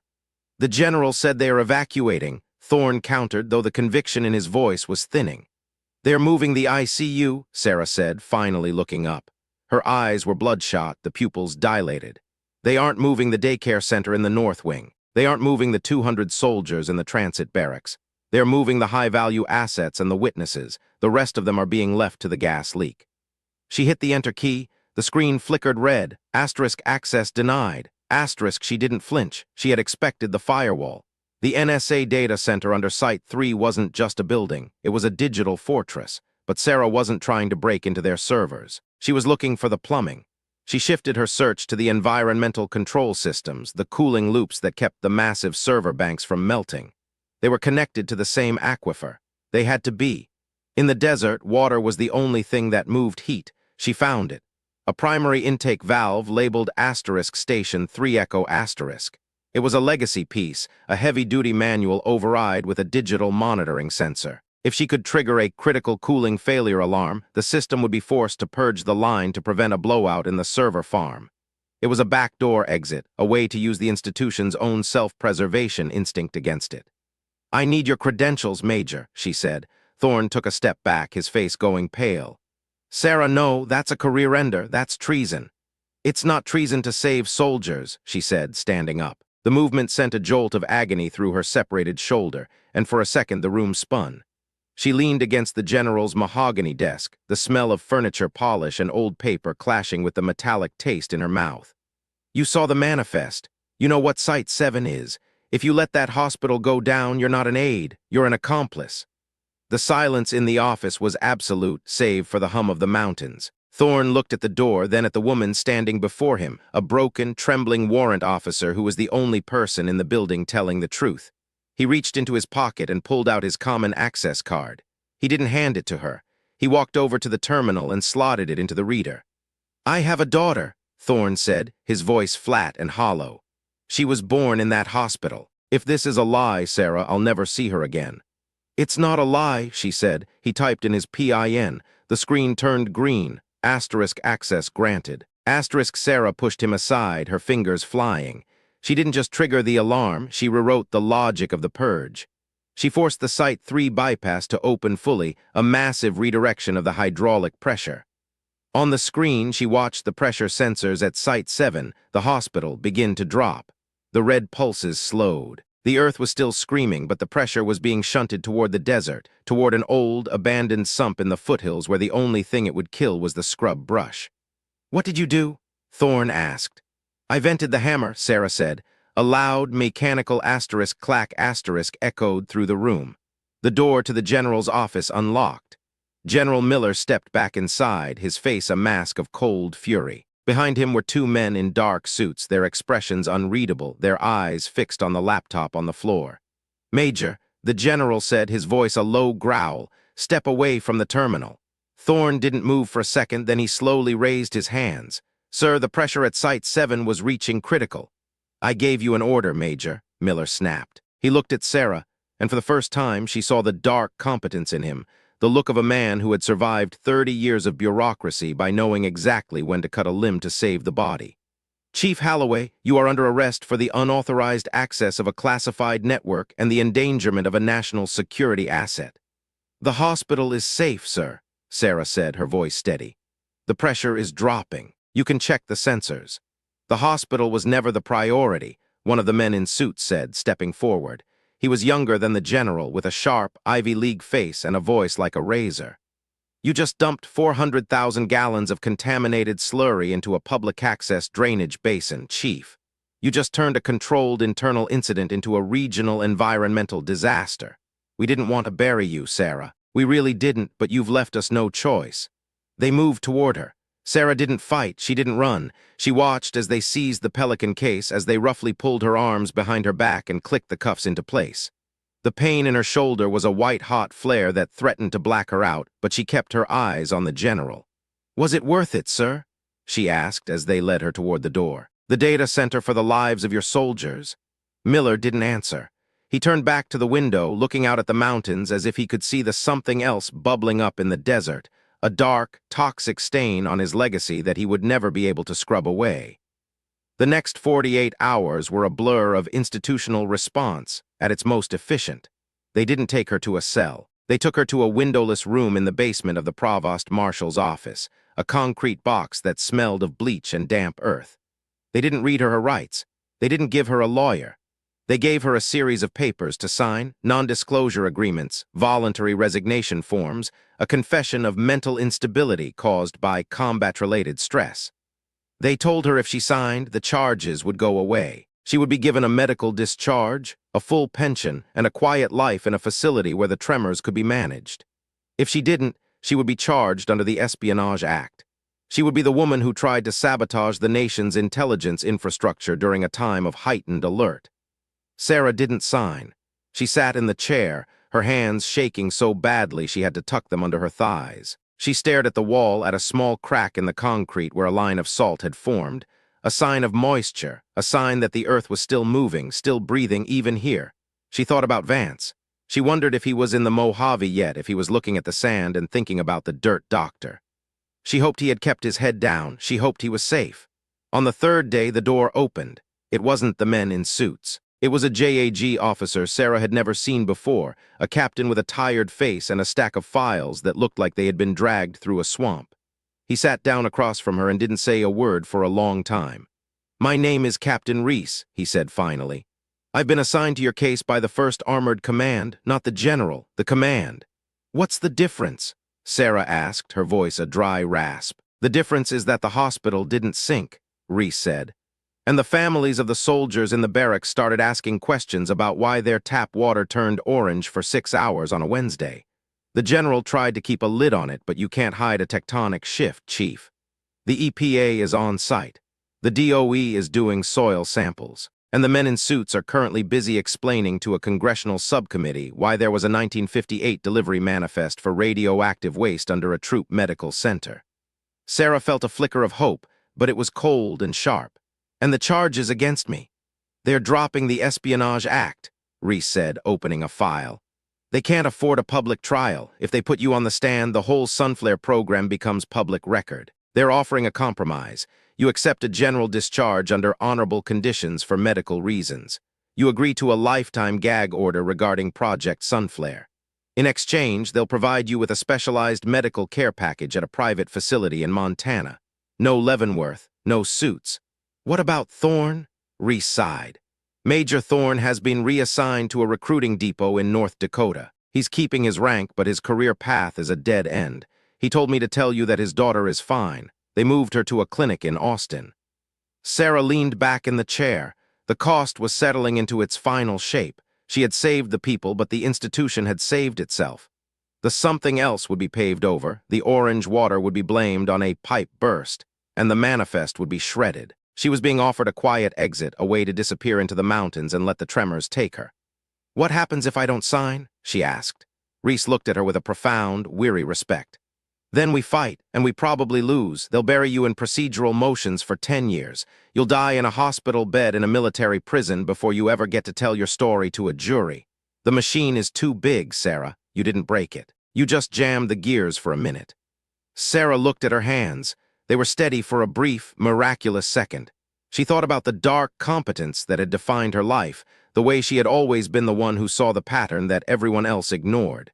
She realized that she didn't need a public trial to know what she had done. She didn't need a medal to know that 200 soldiers were breathing clean air because she had been willing to be the variable.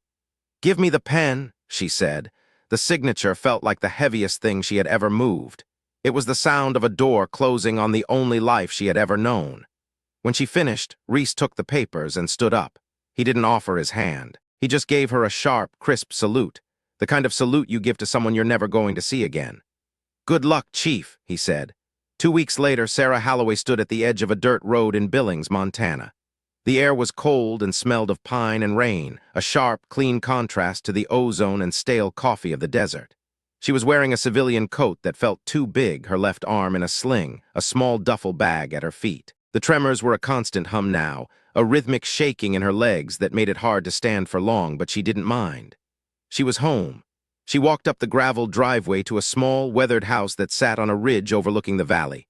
An old man was sitting on the porch, a dog at his feet, a scruffy border collie that pricked up its ears the moment Sarah's boots hit the gravel. "Sarah," the man said, standing up. He looked older than she remembered, his face lined with the years he had spent working the land. "Hey, Dad," she said. He didn't ask about the sling. He didn't ask why she was home 6 months early or why her eyes looked like they had seen the end of the world.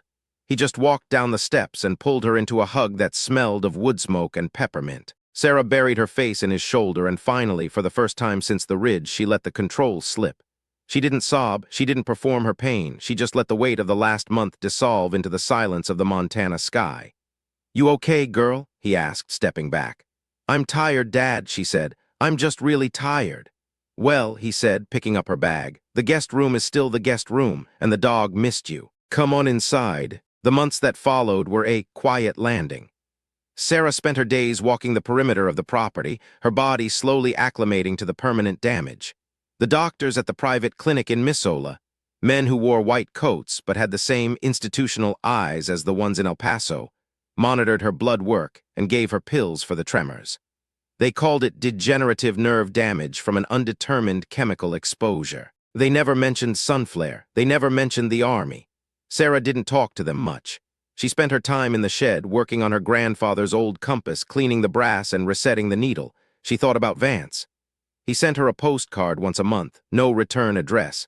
Just pictures of the Mojave, the red rocks, the Joshua trees, the vast, empty sky. On the back, he would write the same thing every time. Asterisk, the ground is steady today. Asterisk, it was the only validation she needed. In the late autumn, the first snow began to dust the peaks of the Beartooth Mountains. Sarah was sitting on the porch, a cup of coffee in her hand, watching the way the light hit the valley. The something she knew now wasn't a lesson about corruption or a truth about the military. It was a truth about herself. She had always thought her value was in her rank, in her ability to interpret the earth for an institution that didn't know how to listen. But she realized now that the earth didn't belong to the institution. The earth was its own thing, ancient, indifferent, and honest. She had been the one who stood in the gap not because she was a soldier, but because she was a witness. The army had taken her career. The chemicals had taken her health. But they couldn't take the fact that for one night in the dark heart of the desert, she had been the only thing standing between a secret and a tragedy. She had done the work. She had paid the cost, and the world had kept turning. She reached into her pocket and pulled out a small, jagged piece of caliche cap, a fragment of the desert she had tucked into her robe before they took her away. It was a dull, gray stone, unremarkable to anyone else, but to her it was a piece of the wall she had broken. She looked at it for a long time, then she threw it out into the yard, watching it disappear into the tall grass. She didn't need the reminder anymore. A black SUV pulled up to the gate at the bottom of the driveway. Sarah didn't move. She didn't feel the fear. She just watched as a man in a rumpled suit got out and walked toward the house. He wasn't one of the men in suits from El Paso. He was older, his hair white, his face etched with a kind of weary dignity. He stopped at the bottom of the porch steps and looked up at her. "Chief Halloway?" he asked. "Just Sarah," she said. "My name is Arthur Penhaligon," he said. "I'm a retired geologist with the Department of the Interior. I was asked to come and see you by a mutual friend, a Master Sergeant Vance." Sarah felt a jolt of loyalty at the mention of the name. "What can I do for you, Mr. Penhaligon?" The man looked around the property, his eyes lingering on the way the strata of the ridge was exposed by the erosion of the creek.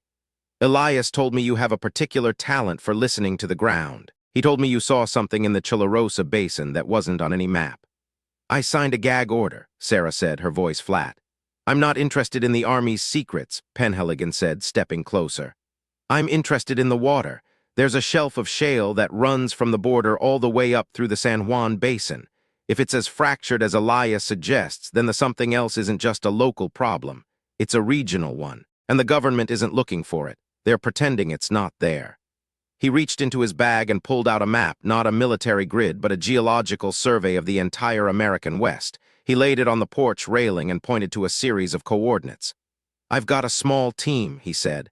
"Independent. We're mapping the plumes that the DOE says don't exist. We don't have a budget and we don't have authority, but we have the truth. And I'm told you're the best dirt doctor in the country." Sarah looked at the map. She saw the familiar lines of the faults, the vascular system of the earth that she had spent her life studying. She saw the red circles Penhaligon had drawn, the shadows of things that shouldn't be there. She felt the dark competence flicker in her chest, a low, steady flame that the tremors hadn't been able to put out. "I'm sick, Mr. Penhaligon," she said, holding up her shaking hand. "I'm not the soldier I was." "I don't need a soldier," Penhaligon said, his eyes meeting hers with a quiet, fierce intelligence. "I need a witness. I need someone who knows what to look for when everyone else is looking away. Elias said you'd know why this matters." Sarah looked out at the valley. She thought about the hospital. She thought about the children in the daycare center. She thought about the general, sitting in his office, watching the mountains and waiting for the next crisis he could manage into a silence. The cost had been high. It had stripped away her uniform, her strength, and her future. But it had left her with the one thing that mattered, the ability to see the truth in a world that was built on lies. She stood up, her legs steadying as she leaned against the porch railing. She looked at the map, at the red circles that marked the path of the something else. She saw the pattern.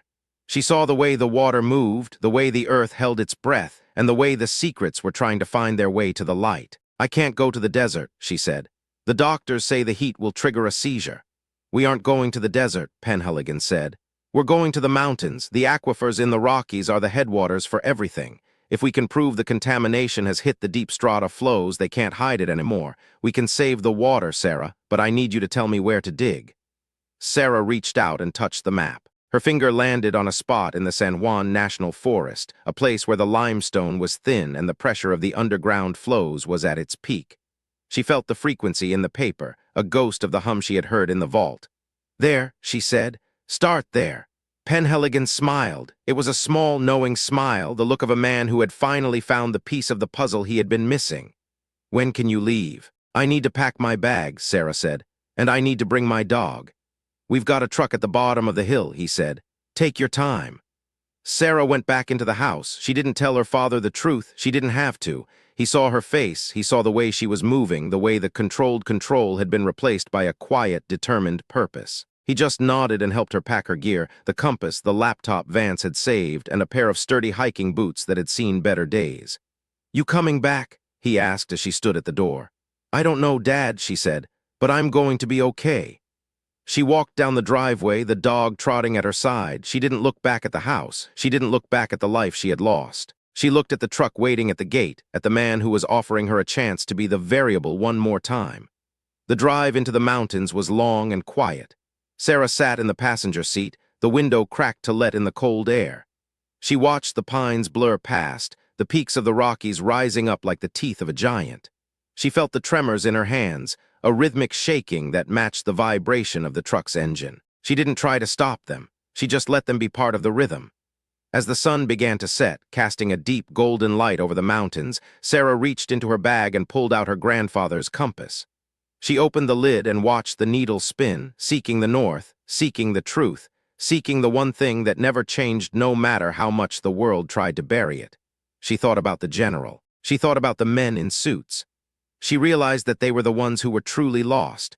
They were the ones who were living in a world of shadows and management, while she was out here, in the cold and the wind, standing on the solid, honest earth. The truck turned off the main road and began to climb a steep, winding track that led into the heart of the national forest. The trees closed in around them, the darkness of the woods swallowing the light of the headlights. Sarah felt the dark competence settle over her like a cloak, her mind narrowing to the task ahead. She wasn't a chief warrant officer anymore. She wasn't a patient. She was the dirt doctor, and she had work to do. They reached a small clearing by a rushing creek. A group of people were standing around a folding table covered in maps and equipment. They looked up as the truck pulled in, their faces tired but expectant. Sarah got out of the truck, the dog at her side, and walked toward them. She didn't say a word. She just walked up to the table and looked at the data they had collected. "It's not in the surface flow," she said, her voice cutting through the sound of the creek. "It's in the secondary fracture. You're looking 10 feet too shallow." They looked at her, then at Penhaligon, then back at the woman with the shaking hands and the clear, unwavering eyes. They didn't ask for her credentials. They didn't ask for her rank. They just handed her a probe and stepped back, letting her lead. Sarah Halloway knelt on the ground, her fingers digging into the cold, damp soil. She closed her eyes and listened. She didn't listen for the sound of the water or the wind.